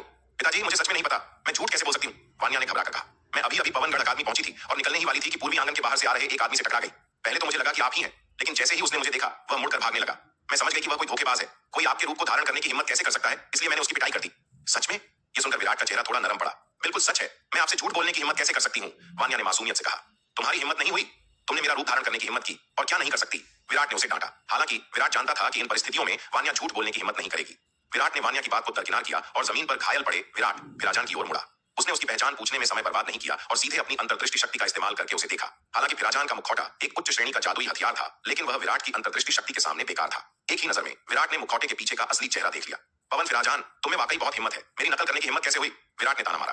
बताओ, मेरी नकल करने का तुम्हारा असली मकसद क्या है? विराट ने उसे घूरते हुए ठंडे स्वर में पूछा। लेकिन जैसे ही उसने सवाल पूछा, फिराजान के जवाब देने से पहले ही अचानक एक जोरदार धमाका हुआ। बूम! पूर्वी आंगन के जल मंडप से एक अतुलनीय शक्तिशाली और उग्र आभा फूट पड़ी। यह देखकर विराट का ध्यान तुरंत भटक गया। उसने पूर्वी आंगन की ओर संदेह भरी नजर डाली। उसके दिल में बेचैनी घर कर गई। नलिनी आज क्या कर रही है? क्या उसकी साधना में कुछ गड़बड़ हो गई है? उसकी ऊर्जा इतनी बेकाबू क्यों हो रही है? विराट ने फिराजान से पूछताछ करना तुरंत छोड़ दिया। अगर नलिनी की साधना में गड़बड़ हुई थी तो यह मामला छोटा नहीं था। वान्या, घर जाओ और चुपचाप रहो। अगर तुमने दोबारा भागने की हिम्मत की तो 10 साल एकांत कारावास में बिताने के लिए तैयार रहना। इतना कहकर विराट ने हाथ हिलाया। उसने आभाधाम की शक्ति का उपयोग करके वान्या और फिराजान दोनों को सीधे वांशी शहर स्थित अपने निवास पर टेलीपोर्ट कर दिया। वान्या को अपनी आंखों के सामने बस एक धुंधलापन दिखा और अगले ही पल उसने खुद को अपने घर में पाया। उसके साथ वह धोखेबाज फिराजान भी आ गया था। वान्या ने जमीन पर पड़े फिराजान को देखा। उसका गुस्सा सातवें आसमान पर था। उसने अपने छोटे पैर से उसे 2 बार और लात मारी। यह सब तुम्हारी गलती है बदमाश, तुम्हारी वजह से मैं पकड़ी गई। वान्या ने उसे कोसते हुए कहा। इस बार उसे वाकई बहुत बड़ा नुकसान हुआ था। वह अभी दरवाजे से बाहर निकली ही थी कि पकड़ी गई। वान्या अब दोबारा भागने की हिम्मत नहीं कर सकती थी। इस बार उसने अपने पिता का रूप धारण करने का गंभीर अपराध किया था। अगर वह अब भागी तो विराट उसे सचमुच 10 साल के लिए कैद कर देगा। वान्या ने खुद को सुधारने का नाटक किया और चुपचाप घर में ही रहने का फैसला किया। उधर फिराजान, जो पहले से ही वान्या के वार से घायल था, अब और लात खाकर लगभग उल्टी करने ही वाला था। उसने अपने बगल में बैठी उस छोटी बच्ची को देखा। उसे बेहद शर्मिंदगी महसूस हो रही थी। वह पवनगढ़ का 17वां राजकुमार था और एक छोटी बच्ची ने उसे हराकर अधमरा कर दिया था। पवनगढ़ अकादमी। गुरुजी, अभी क्या हुआ? मैं आपसे संपर्क क्यों नहीं कर पा रहा था? गुरु जयेश तुरंत पूर्वी प्रांगण की ओर उड़े और विराट से पूछा। गरिमा ने उन्हें पहले ही बता दिया था कि विराट आ गया है। मैं एकांत साधना कर रहा था, इसलिए मैंने संचार ताबीज बंद कर रखा था। विराट ने लापरवाही से झूठ बोला। अनंत परम मीना का रहस्य वह किसी को नहीं बता सकता था। अभी आपका रूप धारण करने वाला व्यक्ति कौन था? जयेश ने फिर पूछा। उन्होंने वान्या को तो पहचान लिया था, लेकिन दूसरे व्यक्ति को नहीं। पवन फिराजान, 17वां राजकुमार। ठीक है, मैं इस मामले को संभाल लूंगा, आपको इतना पूछने की जरूरत नहीं है। विराट ने हाथ हिलाकर बात खत्म की। इतना कहकर वह तेजी से पूर्वी प्रांगण के जल मंडप की ओर बढ़ा। वहां से नलिनी की ऊर्जा का उतार चढ़ाव और भी तीव्र होता जा रहा था। ऐसा लग रहा था कि अगर इसे रोका नहीं गया तो पूरा पूर्वी प्रांगण नष्ट हो जाएगा। यह देखकर जयेश ने और कोई प्रश्न पूछने की हिम्मत नहीं की। वह सिकंदर और गुरु गगन की ओर मुड़े। सब लोग जाओ, यहाँ कुछ नहीं है। जयेश ने भीड़ से कहा। जयेश, कम से कम कुछ तो बताओ, क्या हुआ था? सिकंदर ने झुंझलाते हुए पूछा। मुझे भी ज्यादा नहीं पता, गुरुजी ने कहा है कि वे संभाल लेंगे, तो चिंता मत करो, जयेश ने कहा। सिकंदर और अन्य लोग निराश होकर चले गए। वे सब पूर्वी आंगन की ओर देख रहे थे, ये सोचते हुए कि नलिनी के साथ आखिर क्या हो रहा है। लेकिन चूंकि विराट वहां जा चुका था, उन्हें उम्मीद थी कि सब ठीक हो जाएगा। चूंकि विराट पहले ही हस्तक्षेप कर चुका था, इसलिए अकादमी के सदस्यों को लगा कि अब कोई बड़ी समस्या नहीं होगी। सभी को विराट पर बहुत भरोसा था। उन सभी घटनाओं के बाद उनकी नजर में विराट लगभग सर्वशक्तिमान था। जब तक वह मौजूद था, ऐसी कोई समस्या नहीं थी जिसे हल न किया जा सके। इसलिए जब उन्होंने विराट को पूर्वी आंगन के जल मंडप की ओर जाते देखा तो उन्होंने चिंता छोड़ दी और अपने अपने काम पर चले गए। विराट जल मंडप के दरवाजे पर पहुंचा। उसने दरवाजा खटखटाया और पुकारा, नलिनी, क्या बात है? विराट ने काफी देर तक पुकारा, लेकिन नलिनी ने दरवाजा नहीं खोला। यह देखकर विराट की भौहें तन गई। वह सोचने लगा कि आखिर यह महिला कर क्या रही है। विराट ने अब शिष्टाचार की परवाह नहीं की और बस दरवाजा खोलकर अंदर चला गया। लेकिन जैसे ही विराट कमरे में दाखिल हुआ, एक आकृति उस पर झपटी और उसी समय दरवाजा जोर से बंद हो गया। विराट ने महसूस किया कि एक कोमल नाजुक शरीर उसे कसकर गले लगा रहा है। यह शरीर तपती भट्टी की तरह बेहद गर्म था। विराट चौंक गया और बोला, नलिनी, क्या हुआ? उसने उसकी ओर देखा तो पाया कि उसका चेहरा पूरी तरह लाल था, मानो वह नशे में हो। उसकी खूबसूरत आंखें आधी खुली और आधी बंद थीं और उनमें एक अजीब सी धुंध छाई हुई थी। उसकी शक्ल देखकर साफ था कि वह पूरी तरह से होश में नहीं थी। नलिनी ने उसे कोई जवाब नहीं दिया। इसके बजाय उसने अपनी पूरी ताकत से विराट को जमीन पर गिरा दिया। फिर उसके कांपते हुए हाथों ने विराट के कपड़े फाड़ने शुरू कर दिए। विराट इस दृश्य को देखकर पूरी तरह से दंग रह गया। वह चिल्लाया, अरे नलिनी, तुम क्या कर रही हो? शांत हो जाओ। नलिनी की वर्तमान स्थिति बेहद अजीब लग रही थी, मानो उसे किसी अत्यंत शक्तिशाली कामोत्तेजक औषधि का सेवन कराया गया हो। विराट ने नलिनी की पकड़ से छूटने के लिए बेताब होकर संघर्ष किया। हालांकि इस समय नलिनी की ताकत असाधारण थी। विराट से मजबूती से चिपके रहने के कारण वह खुद को छुड़ा नहीं पा रहा था। रक्त ज्वाला तकनीक के गंभीर दुष्प्रभावों से पीड़ित होने के कारण विराट का शरीर बेहद कमजोर हो गया था। उसकी ताकत पहले की तुलना में 10वें हिस्से से भी कम रह गई थी, इसलिए वह नलिनी का मुकाबला नहीं कर सकता था। नलिनी ने उसकी बातों को पूरी तरह अनसुना कर दिया और उसके कपड़े फाड़ना जारी रखा। जब वह विराट के कपड़े पूरी तरह नहीं फाड़ पाई तो उसने अपने ही कपड़े फाड़ने शुरू कर दिए। कुछ ही पलों में विराट के सामने नलिनी की बेदाग काया प्रकट हो गई। पवनगढ़ राजवंश की सबसे खूबसूरत महिला होने के नाते नलिनी की सुंदरता पहले से ही विख्यात थी। अब विराट के सामने इस अवस्था में उसका आकर्षण किसी भी पुरुष का ईमान डगमगाने के लिए काफी था। विराट के दृढ़ संकल्प के बावजूद इस दृश्य को देखकर उनका दिल तेजी से धड़कने लगा। हालांकि विराट की इच्छा शक्ति असाधारण थी। क्षण भर के लिए स्तब्ध होने के बावजूद उसने जल्दी ही खुद को संभाल लिया। विराट जानता था कि नलिनी इस समय अर्धचेतन अवस्था में है और उसके लिए स्वेच्छा से रुकना असंभव था। विराट ने अपने मन को नियंत्रित करने की पूरी कोशिश की ताकि वह नलिनी के आकर्षण में न बह जाए, अन्यथा आज अनर्थ हो जाता। विराट ने एक अवसर का लाभ उठाया और अपनी अंगूठी से एक विशेष गोली निकाली। उसने मौका पाते ही नलिनी के मुंह में वह गोली डाल दी। यह हृदय शुद्धिकरण गोली थी। यामिनी के साथ हुई पिछली घटना के बाद से विराट हमेशा ऐसी गोलियां अपने पास रखता था ताकि दोबारा वैसी गलती न हो। यह गोली उसकी चाची जुबैदा द्वारा विशेष रूप से कामोत्तेजक दवाओं और मोहक कलाओं के प्रभाव को काटने के लिए बनाई गई थी। चाची जुबैदा ने स्वयं एक प्राचीन मोहक तकनीक का अनुभव किया था, जिसके कारण उनकी भावनाएं भड़क उठी थीं और अंततः उन्होंने विराट से विवाह किया था। यही कारण था कि उनके द्वारा बनाई गई यह गोली इतनी प्रभावशाली थी। गोली का असर हुआ। लगभग 1 कप चाय पीने जितने समय के बाद नलिनी का मन सामान्य होने लगा। विराट ने राहत की सांस ली और पूछा, नलिनी, तुम्हें क्या हुआ था? हालांकि नलिनी को होश आ गया था और उसने विराट के कपड़े फाड़ना बंद कर दिया था, फिर भी वह उसके शरीर से कसकर चिपकी हुई थी। विराट चिढ़ गया और बोला, अरे नलिनी, तुम क्या कर रही हो? मुझे अभी छोड़ दो। मुझे पता है कि तुम्हें होश आ गया है। क्या तुम फिर से मुझसे चिपकने वाली हो? नलिनी के नग्न शरीर से जकड़ा होना विराट के लिए किसी सजा से कम नहीं था। नलिनी ने उसे ठंडी और कमजोर निगाहों से देखा और कहा, विराट, मुझे असली एंटीडोट दे दो, वरना मैं तुम्हें नहीं छोड़ूंगी। विराट द्वारा दी गई गोली से उसकी चेतना अस्थायी रूप से लौट आई थी, लेकिन उस 9 मोड़ वाली आध्यात्मिक जलराशि का प्रभाव बहुत गहरा था। उसके भीतर की तीव्र इच्छा अभी भी बनी हुई थी। इस समय वह केवल अपनी दृढ़ इच्छा शक्ति के बल पर खुद को टूटने से बचा रही थी। उस तीव्र इच्छा के कारण उसे लग रहा था कि केवल विराट को थामे रहने से ही उसे कुछ राहत मिल सकती है। यही कारण था कि हालांकि उसकी चेतना लौट आई थी, उसने अभी भी विराट को नहीं छोड़ा था। विराट ने नलिनी के शरीर की तपन महसूस की, जो अभी भी कम नहीं हुई थी। वह तुरंत चौंक गया। नलिनी को किस प्रकार की दवा दी गई थी जो इतनी शक्तिशाली थी कि हृदय शुद्धिकरण गोली भी उसे पूरी तरह शांत नहीं कर पाई। विराट ने झुंझलाते हुए कहा, नलिनी, तुम ये क्या बकवास कर रही हो? मुझे तो पता भी नहीं कि तुम्हें क्या हुआ है। मेरे पास इसका इलाज कहां से आएगा? अभी मुझे छोड़ दो, मैं तुम्हें तुरंत अपनी चाची जुबैदा के पास ले जाऊंगा। वही तुम्हारी समस्या का हल निकाल सकती है। यह सुनकर नलिनी ने अपनी सारी बची खुची ताकत इकट्ठा की और अपने अंदर के आवेग को दबाते हुए विराट के आलिंगन से खुद को अलग किया। वह जानती थी कि इस तरह विराट को पकड़े रहना कोई समाधान नहीं है। विराट से अलग होते ही उसने जल्दी से अपने कपड़े ठीक किए और नया लबादा पहन लिया। विराट ने भी अपने अस्त व्यस्त कपड़ों को सही किया। फिर उसने आभाधाम की शक्ति का उपयोग किया। एक पल में वे दोनों दक्षिणी महाद्वीप के वाराणसी शहर में स्थित रसायन कार्यशाला में पहुंच गए।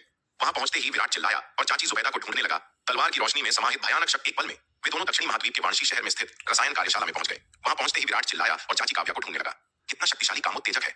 निदान के बाद जुबैदा ने आश्चर्य से कहा, अच्छा चाची जुबैदा, क्या इसका कोई हल है? विराट ने तुरंत पूछा। जुबैदा ने उसकी ओर आंखें घुमाई और उदासीनता से कहा, सबसे आसान तरीका यह है कि तुम स्वयं उसकी मदद करो। तुम दोनों एक हो जाओ, समस्या अपने आप हल हो जाएगी।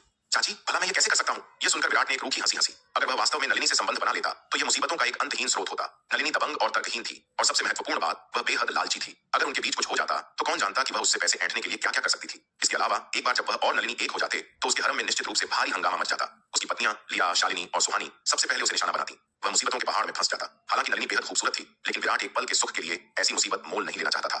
विराट की बातें सुनकर नलिनी ने भावहीन होकर उसकी ओर देखा। यह कमीना, उसने सोचा, मैंने खुद को इसके सामने पेश किया था और फिर भी यह मुझे ठुकरा रहा है। विराट के इस कृत्य से नलिनी क्रोधित हो गई। आज उसे सचमुच बहुत बड़ा नुकसान हुआ था। विराट ने उसे नग्न देखा था और उसके सामने उसे अपमानित भी किया था। नलिनी को शक था कि जो दवा उसने ली थी उसका संबंध विराट द्वारा दी गई दवाइयों से हो सकता है, लेकिन विराट के अभी के व्यवहार को देखकर नलिनी ने इस शक को पूरी तरह खारिज कर दिया। उसकी सक्रियता और मदद को देखते हुए वह उस पर दवा का प्रयोग क्यों करता? नलिनी के मन में संदेह की लहर दौड़ गई। तो फिर किसने मुझे जहर दिया? लेकिन उसके शरीर में जहर का असर अभी पूरी तरह खत्म नहीं हुआ था। तीव्र इच्छा उसे परेशान कर रही थी, जिससे उसे सोचने का समय नहीं मिल रहा था। वह विराट की ओर ज्यादा देखने की हिम्मत नहीं कर रही थी, क्योंकि एक दो नजरें भी उस पर फिर से झपटने की इच्छा जगा रही थी। अगर उसने जुबैदा के सामने इतनी घिनौनी हरकत की तो यह बेहद शर्मनाक होगा।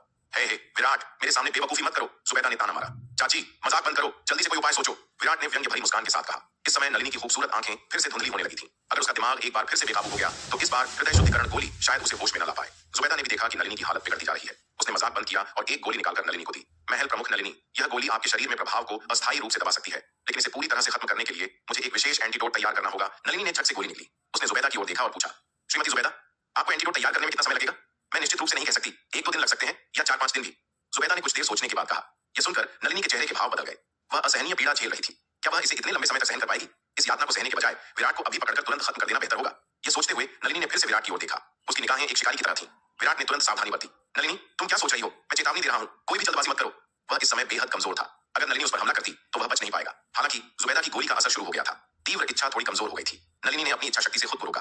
वह इसे कुछ और दिनों तक सहन कर पाएगी। जुबैदा ने अब और देर नहीं की। उसने दवाइयों की अलमारी से 1 दर्जन से अधिक उच्च श्रेणी की आध्यात्मिक जड़ी बूटियां निकाली और एंटीडोट बनाने की तैयारी शुरू कर दी।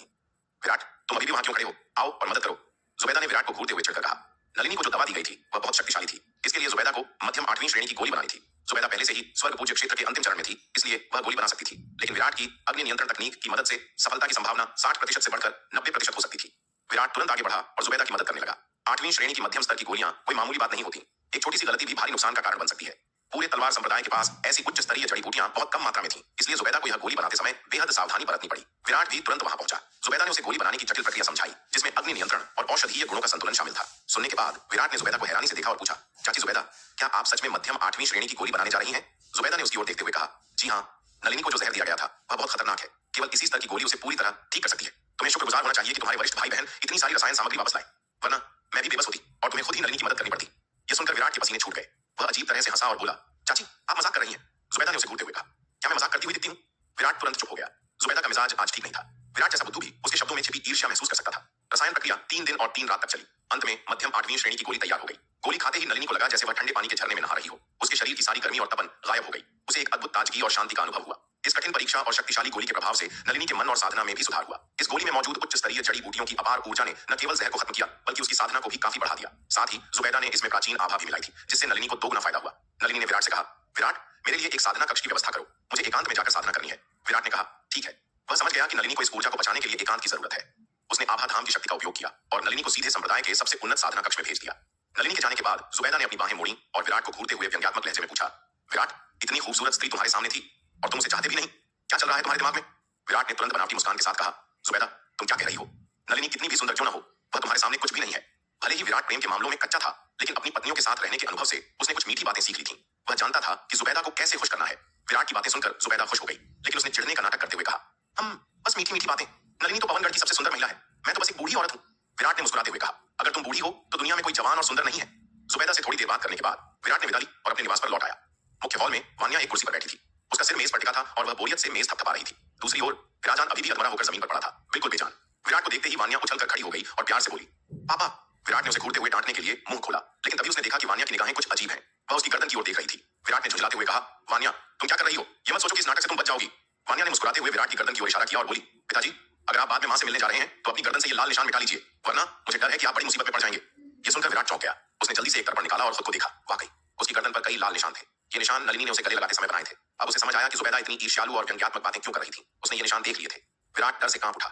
अगर वह ऐसे ही यामिनी या शालिनी के सामने चला जाता तो महायुद्ध छिड़ जाता। उसने मन ही मन सोचा, वह नलिनी बिल्कुल पागल है, मैं फिर से मुसीबत में पड़ते पड़ते बचाऊं। विराट ने सख्ती से वान्या से कहा, वान्या, आज जो कुछ भी तुमने देखा उसके बारे में किसी को मत बताना, खासकर अपनी मां को तो बिल्कुल नहीं, समझी? वान्या ने मौका देखते ही शर्त रखी, पिताजी, अगर आप चाहते हैं कि मैं किसी को न बताऊं तो इस बार मुझे छोड़ दीजिए, मुझे अकेले कारावास में मत डालिए। आखिरकार वान्या ने अपने पिता विराट को रंगे हाथों पकड़ लिया था। उसका आत्मविश्वास काफी बढ़ गया था। अब जब विराट पर उसका दबदबा था तो उसे उससे सौदेबाजी करने का पूरा अधिकार था।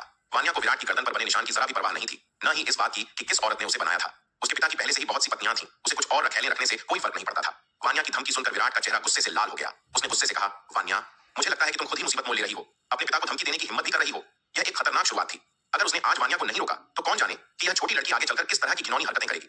वान्या तुरंत आगे बढ़ी, विराट के पैर से लिपट गई और नखरे से बोली, पिताजी, कृपया इस बार मुझे माफ कर दीजिए। मैं दोबारा ऐसा करने की हिम्मत कभी नहीं करूंगी। भले ही इस बार मैं गलत थी, फिर भी मैंने अच्छा काम किया है। मैंने आपके रूप में आए इस बदमाश को पकड़ लिया। वान्या के नखरे और मासूम चेहरे को देखकर विराट का दिल फिर से पिघल गया। हालांकि वह जानता था कि यह चालाक छोटी लड़की शायद नाटक कर रही थी, फिर भी वह अपनी बेटी को सजा देने का मन नहीं बना पा रहा था। विराट ने उसे उठाया, एक तरफ रखा और ठंडी आवाज में कहा, यहीं रहो और तमीज से रहो, मैं तुमसे हिसाब बाद में लूंगा। विराट को वान्या को सजा देने की जल्दी नहीं थी। छोटी लड़की वैसे भी भाग नहीं सकती थी। अब सबसे जरूरी बात यह पता लगाना था कि विराजन उसके रूप में भेष बदलकर क्या कर रहा था। नलिनी पर इतने शक्तिशाली कामोत्तेजक का असर था और ठीक उसी समय विराजन का विराट बनकर आना। विराट को यकीन था कि इन दोनों घटनाओं के बीच गहरा संबंध है।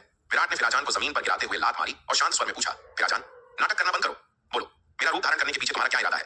विराजन ने आंखें खोली और कांपती आवाज में पूछा, अगर मैं तुम्हें बता दूं तो क्या तुम मेरी जान बख्श दोगे? जब वान्या ने उसे पहली बार हराया था तब भी उसे उम्मीद थी कि अवंतिका उसकी मदद के लिए आएगी, लेकिन विराट द्वारा दक्षिणी महाद्वीप में टेलीपोर्ट किए जाने के बाद वह पूरी तरह से निराश हो गया था। अवंतिका की ताकत के आगे दक्षिणी महाद्वीप में घुसकर उसे बचाना नामुमकिन था। विराट ने उसकी सभी नसों को सील कर दिया था, इसलिए अब वह आत्महत्या भी नहीं कर सकता था।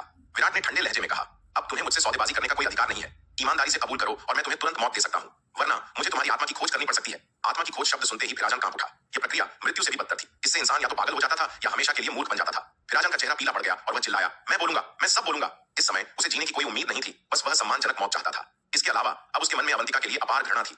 अवंतिका ने उसे विराट के हाथों में गिरते हुए देखा था, फिर भी उसे बचाने की कोशिश नहीं की। इसलिए विराजन ने कुछ भी नहीं छिपाया और अवंतिका की पूरी योजना का विस्तार से खुलासा कर दिया। विराजन की बात सुनकर विराट सदमे और गुस्से से भर गया। साथ ही उसके मन में एक गहरा भय भी पैदा हो गया। उस दुष्ट स्त्री की योजना वाकई भयानक थी। अगर यह सफल हो जाती तो नलिनी और विराट के बीच कभी न खत्म होने वाली दुश्मनी पैदा हो जाती। नलिनी के स्वभाव को देखते हुए वह अपमान के कारण आत्महत्या भी कर सकती थी। वान्या ने तुरंत अपनी प्यारी बड़ी आंखों को झपकाया और बोली, पिताजी देखिए, मैंने इस बार आपका बहुत बड़ा उपकार किया है, अब आप मुझे फिर से दंडित नहीं कर सकते। संप्रदाय के नियमों के अनुसार मैंने इतना बड़ा योगदान दिया है तो आपको मुझे पुरस्कृत करना चाहिए। विराट ने हाथ हिलाते हुए कहा, ठीक है, मैं तुम्हें दंडित नहीं करूंगा। यह मानना ही होगा कि वान्या ने वास्तव में बहुत बड़ा योगदान दिया था। अगर वह संयोगवश वहां न होती तो फिराजान सफल हो जाता और परिणाम भयानक होते, इसलिए उसे दोबारा दंडित करना अनुचित होता। वान्या खुशी से उछल पड़ी, बहुत बहुत धन्यवाद पिताजी, आप सबसे अच्छे हैं। उसने उम्मीद की थी कि विराट थोड़ी नरमी बरतेगा, लेकिन पूरी तरह माफ कर दिया जाना उसके लिए सरप्राइज था। वान्या को राहत मिली, वह जानती थी कि रूप बदलने वाला ताबीज इस्तेमाल करना गंभीर अपराध था। विराट का मन बदलने के डर से वान्या ने तुरंत वहां से निकलने की कोशिश की। उसने कहा, पिताजी अगर और कोई बात नहीं है तो मैं अब जा रही हूँ। लेकिन जैसे ही वान्या भागने वाली थी, विराट ने अचानक उसे रोक लिया। रुको। यह पुकार सुनकर वान्या एकदम से अकड़ गई। वह रुकी, पीछे मुड़ी और सिर झुकाकर बेहद मासूमियत से बोली, पिताजी आप तलवार संप्रदाय के स्वामी हैं, एक महान नायक और महान व्यक्ति हैं, आप अपने वचन से पीछे नहीं हट सकते। आपने अभी कहा था कि आप मुझे अब और दंडित नहीं करेंगे। विराट ने चिढ़कर कहा, मेरी चापलूसी करना बंद करो। क्योंकि मैंने कहा था कि मैं तुम्हें इस बार दंडित नहीं करूंगा, इसलिए मैं स्वाभाविक रूप से अपना वचन निभाऊंगा। लेकिन मुझे यह बताओ, तुम्हें यह रूप बदलने वाला ताबीज किसने दिया? विराट ने पहले ही शालिनी को चेतावनी दे दी थी कि वह वान्या को अब और कोई रूप बदलने वाला ताबीज न दे। तर्कसंगत रूप से वान्या के हाथों में जो ताबीज था वह शालिनी से नहीं आया होगा। यह सुनकर वान्या ने चुपके से विराट की ओर देखा, अपना सिर नीचे किया और फुसफुसाया, पिताजी मैं अपने मित्र को धोखा नहीं दे सकती। यह सुनकर विराट का चेहरा तुरंत गुस्से से लाल हो गया। उसने सख्ती से कहा, मुझे अभी बताओ, अगर तुम सच बोलती हो तो हो सकता है कि मैं उस व्यक्ति के प्रति नरमी बरतूं जिसने तुम्हें ताबीज देकर संप्रदाय के नियमों का उल्लंघन किया है, लेकिन अगर तुमने उसकी रक्षा की तो पता चलते ही मैं उसे कड़ी सजा दूंगा। वान्या ने सिर उठाकर बड़े ही धार्मिक भाव से कहा, पिताजी उसे सजा मत दीजिए। अगर आप सच में किसी को सजा देना चाहते हैं तो मुझे दीजिए। मैं वान्या अपने कर्मों की जिम्मेदारी लेती हूँ, मैं किसी और को दोष नहीं लेने दे सकती। विराट ने उसे ऊपर से नीचे तक देखते हुए व्यंग्य किया, छोटी बच्ची, मुझे पता नहीं था कि तुम इतनी वफादार हो। वान्या ने अपनी छोटी छाती थपथपाई। उसका सुंदर और प्यारा चेहरा एक छोटे नायक की तरह चमक रहा था। उसने कहा, बेशक, हम जो मार्शल वर्ल्ड में घूमते हैं, धर्म और वफादारी को सर्वोपरि मानते हैं, हम इतनी बेवफाई कैसे कर सकते हैं? यह सुनकर विराट ने अपना माथा झटका और उसे सख्ती से फटकारा। वफादारी का क्या मतलब है? वफादारी का मतलब अंधाधुंध गलतियों को छुपाना नहीं है। क्या तुम्हें लगता है कि उसकी गलती का दोष अपने ऊपर लेना वफादारी है? तुम उसे अपनी गलती सुधारने का मौका नहीं दे रही हो। अपना रूप बदलना कोई छोटी बात नहीं है। अगर इस गलती और लापरवाही की वजह से तुम्हारा रूप दुश्मन के हाथ लग जाए तो क्या तुमने इसके परिणामों के बारे में सोचा है? विराट ने आगे कहा, तुम जो कर रही हो वह वफादारी नहीं है, बल्कि तुम दूसरे को अन्यायपूर्ण स्थिति में डाल रही हो। जल्दी सच कबूल करो। चूंकि मैंने तुम्हें, जो इस साजिश की मुख्य खिलाड़ी हो, पहले ही माफ कर दिया है, इसलिए मैं वादा करता हूं कि मैं उसे भी कड़ी सजा नहीं दूंगा। विराट की बातें सुनकर वान्या ने तुरंत अपना सिर नीचे कर लिया और काफी देर तक चुप रही। उसे इस हालत में देखकर विराट ने ठंडी सी झुंझलाहट के साथ कहा, क्या अभी बात नहीं करना चाहती? वान्या ने विराट की ओर देखते हुए शर्त रखी, पिताजी आपने वादा किया था कि मेरे कबूल करने के बाद आप उसे सजा नहीं देंगे। अगर किसी को सजा देनी ही है तो मुझे दीजिए। विराट ने सख्ती से कहा, जल्दी बोलो। वान्या ने उदास होकर सिर झुकाते हुए कहा, मुझे यह ताबीज दीदी गरिमा से मिला है। यह सुनकर विराट ने अपना माथा रगड़ लिया और बोला, सच में गरिमा? दरअसल वान्या के कबूल करने से पहले ही विराट को थोड़ा बहुत अंदाजा हो गया था। आखिर रूप बदलने वाला ताबीज तलवार संप्रदाय में बहुत सख्त पाबंदियों वाला एक आध्यात्मिक ताबीज था। संप्रदाय के आम शिष्य इतनी आसानी से इसे किसी को देने की हिम्मत नहीं करते। वान्या के लिए यह ताबीज प्राप्त करने के एकमात्र संभावित स्रोत शालिनी, गुरु जयेश, गरिमा और काव्या थे। विराट ने शालिनी को पहले ही चेतावनी दी थी। गुरु जयेश इस समय पवनगढ़ अकादमी में थे, इसलिए वान्या को उनसे मांगने का कोई अवसर नहीं मिला। इसलिए वान्या को ताबीज मिलने का सबसे संभावित स्रोत गरिमा ही थी। विराट ने तुरंत एक संचार ताबीज के माध्यम से गरिमा को बुलाया।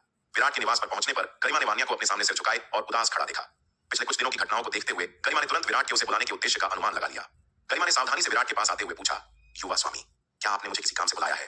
विराट ने उसकी ओर देखा और सख्ती से कहा, गरिमा, क्या मैंने तुम्हें नहीं बताया था कि इस तरह का प्रतिबंधात्मक ताबीज यूं ही किसी को नहीं दिया जा सकता? तुमने मेरी बात को हल्के में ले लिया। गरिमा ने सिर झुकाते हुए कहा, युवा स्वामी, यह पूरी तरह से मेरी गलती है, कृपया मुझे दंडित करें। यह सुनकर विराट का चेहरा तुरंत सख्त हो गया। उसने पहले से ही फटकार की पूरी सूची तैयार कर रखी थी, लेकिन गरिमा के ईमानदारी भरे शब्दों ने उसे काफी देर तक अवाक कर दिया। काफी देर बाद विराट ने असहाय होकर उसे देखा और कहा, मैं तुम्हें क्या कहूं? विराट ने उन दोनों पर एक नजर डाली और गंभीरता से कहा, यह एक बार की बात है, दोबारा ऐसा नहीं होगा।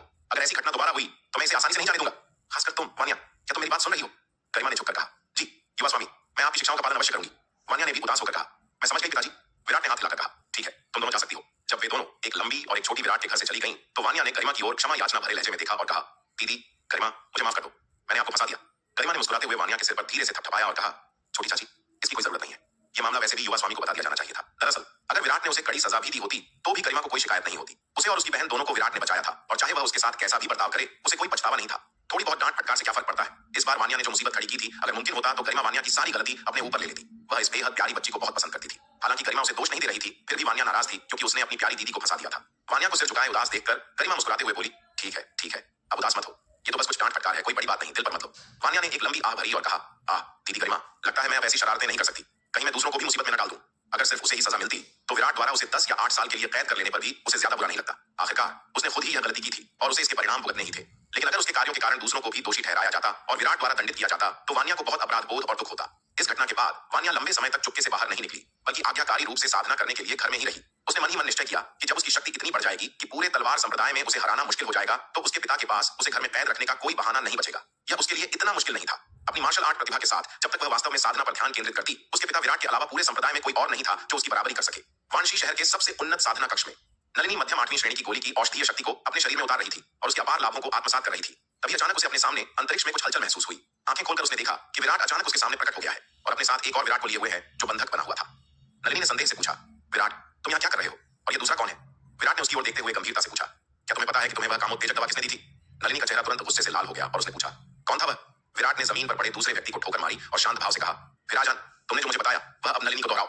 विराजन ने कांपते हुए तुरंत जवाब दिया, हाँ हाँ मैं बोलूंगा, मैं सब सच बोलूंगा। विराट की बात सुनकर नलिनी चौंक गई। जमीन पर गिरे हूबहू विराट जैसे दिखने वाले व्यक्ति को देखकर वह आश्चर्य से बोली, तुमने क्या कहा? यह व्यक्ति विराजन है? विराट ने सिर हिलाया और कहा, जी हाँ, ये एक बेहद रहस्यमय मुखौटा पहनता है जो किसी का भी रूप धारण कर सकता है। विशेष तरीकों के बिना इस भेष को पहचानना वाकई मुश्किल है। नलिनी ने पूछा, विराजन तुम्हारा रूप क्यों धारण कर रहा है? विराट ने कहा, यह तुम्हें उससे ही पूछना होगा। नलिनी ने विराजन को घूरते हुए ठंडे स्वर में कहा, विराजन जल्दी सच बताओ, विराट का रूप धारण करने का तुम्हारा क्या मकसद है? अब उसे हल्का सा आभास हो गया था कि यह मामला उसे दी गई कामोत्तेजक दवा से जुड़ा हुआ है। विराजन ने अब झूठ बोलने या बात छिपाने की हिम्मत नहीं की और तुरंत पूरी कहानी शुरू से अंत तक सुना दी। उसने बताया कि कैसे अवंतिका ने उसे विराट का रूप देकर नलिनी की पवित्रता भंग करने और उन दोनों के बीच दुश्मनी पैदा करने के लिए भेजा था। विराजन की कहानी सुनकर और उसका चेहरा विराट से हूबहू मिलता जुलता देखकर नलिनी सदमे और गुस्से से भर उठी। उसने सोचा, कितना धूर्त है, उसकी हिम्मत कैसे हुई मेरे खिलाफ इस तरह की घिनौनी साजिश रचने की। उसी समय उसके मन में एक भयानक भय का भाव छा गया। अगर वान्या को यह सब पता न चलता और वह विराजन को नहीं रोकती तो परिणाम अकल्पनीय होते। ये सोचकर कि इस आदमी ने लगभग उसकी पवित्रता को नष्ट कर दिया था, नलिनी गुस्से से पागल हो गई। उसने अपनी हथेली से एक जोरदार वार किया और एक ही झटके में विराजन को खत्म कर दिया। विराजन का शरीर वहीं ढेर हो गया। हालांकि विराट के उसे नग्न देखने से उसे कोई खास फर्क नहीं पड़ा था, क्योंकि वह विराट को नापसंद नहीं करती थी। अगर कोई और होता तो नलिनी शायद उसे भी मार डालती। एकमात्र पुरुष जिसे वह सचमुच अपने करीब स्वीकार कर सकती थी वह विराट था। अगर उसने विराट के साथ संबंध बनाए होते तो शायद उसे थोड़ा पछतावा होता, लेकिन उसे इस कृत्य से कोई घृणा या नफरत नहीं होती। लेकिन अगर विराट के अलावा किसी और पुरुष ने विशेषकर धोखे से उसे छूने की कोशिश की होती तो यह ऐसी बात थी जिसे नलिनी बिल्कुल भी स्वीकार नहीं कर सकती थी। वह शायद पागल हो जाती और असहनीय अपमान से आत्महत्या भी कर सकती थी। नलिनी गुस्से से कांप रही थी और उसने दांत पीसते हुए कहा, अवंतिका, उस कमीनी का दिल कितना क्रूर है। अगर अवंतिका की योजना सफल हो जाती तो इसके परिणाम विनाशकारी होते। गलतफहमी के कारण उसका और विराट का हिंसक संघर्ष होना तय था और वे कट्टर दुश्मन बन जाते। नलिनी ने कड़वाहट से कहा, विराट मुझे तुरंत पवनगढ़ आदमी वापस ले चलो, मैं उस कमीनी अवंतिका को अपने हाथों से मार डालूंगी।